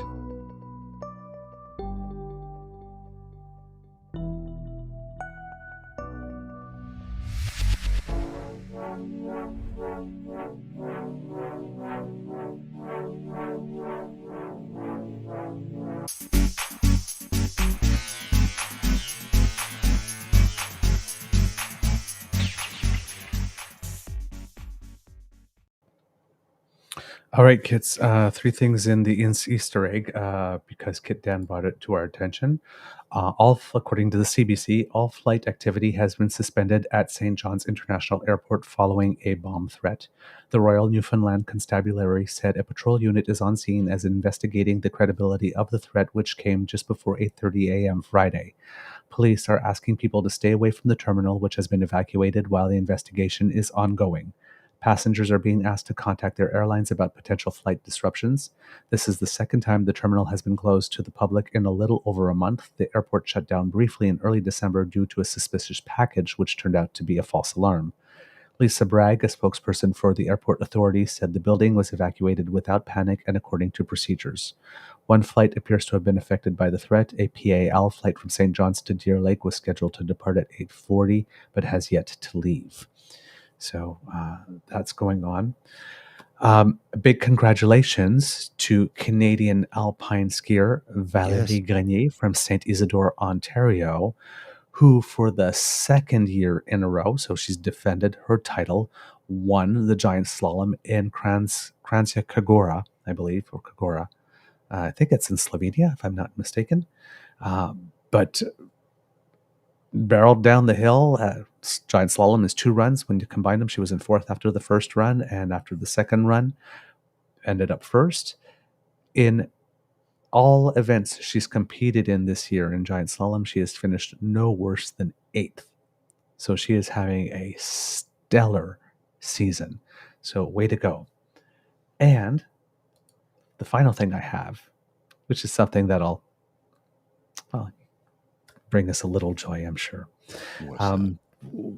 We're trying to talk about the Orange Menace less, but this one I think is something that you will love.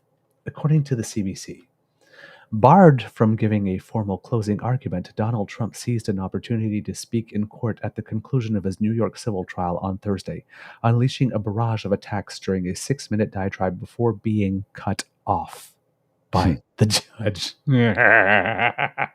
Quote, "We have a situation where I am an innocent man," the former U.S. president protested. "I'm being persecuted by someone running for office, and I think you have to go outside the bounds." After a few minutes, Justice Arthur Engoron, who had earlier denied Trump permission to give a closing statement at the trial, cut him off and recessed for lunch.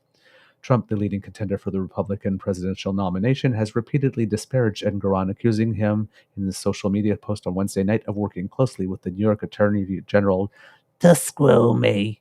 Trump, the leading contender, on Wednesday, Engoron rejected an unusual plan by Trump to deliver his own closing remarks in the courtroom. In addition to summations from his legal team, after lawyers for the former president would not agree to the judge's demand that he stick to, quote, relevant matters. Well, if the lawyers are not even going to agree, why should the judge indulge? After 2 of Trump's lawyers delivered traditional closing arguments on Thursday, one of them, Christopher Keiss, asked the judge again whether Trump could speak. Engoron asked Trump whether he would be able to abide by the guidelines the judge had laid out earlier. Gee, the suspense is killing me, which included not trying to introduce new evidence of making a campaign speech. Trump then launched into his remarks. "This is a fraud on me. What happened here, sir, is a fraud on me." He later accused the judge of not listening to him. "I know this is boring to you." Engoron warned Keiss, "Control your client," like that can be done, and told Trump he had a minute left before adjourning for lunch. So it's basically like the Oscars, and they gave him a 6-minute speech, and then they just like played him off. "Sorry, lunch, your time's up. I gotta go." Well, I got something for you here. Oh, You're you'll gonna love like to see it. I this. wish that would have been on TV. I don't know if you're aware of this, but you're going to like this. We got to get in touch with Devin again Yes. soon. We should have him back on before this summer, because this will be Summer McIntosh cruises to 200-meter butterfly win at opening Pro Swim Series stop. 17-year-old generational talent clocks a time of 2 minutes, 5 seconds, it's 0.73 in Knoxville, Tennessee. She is a generational athlete. Jeez. I mean, 400s are her specialty. I am in 400 free, but if she's like starting to kick it in the 200s, especially butterfly, ooh. Butterfly is the most difficult stroke of all. Uh-huh. It's the most demanding. It's the most physically challenging. That was my race when I was a competitive swimmer. She's 17. Yeah. 17. Yep. She, the 17-year-old from Toronto, led from start to finish for a time of 2 minutes, 5.73 seconds, nearly 3 seconds ahead of the second place finisher. Jeez. You realize destroying the competition, destroying a 3-second lead in a In a swimming race. 200-meter race? That's incredible. That is incredible. Oh, boy. Goes her way this summer in Paris, and she just cleans up. Her and Maggie and Penny, I want the three of them to be standing atop that podium all summer long. Oh, man. They did that All summer long. All right, kids and cubs. Okay. I guess that's it. That's it for today. Yeah, gotta go. I got stuff to do. No pubcast this weekend. It is the following weekend. Yes.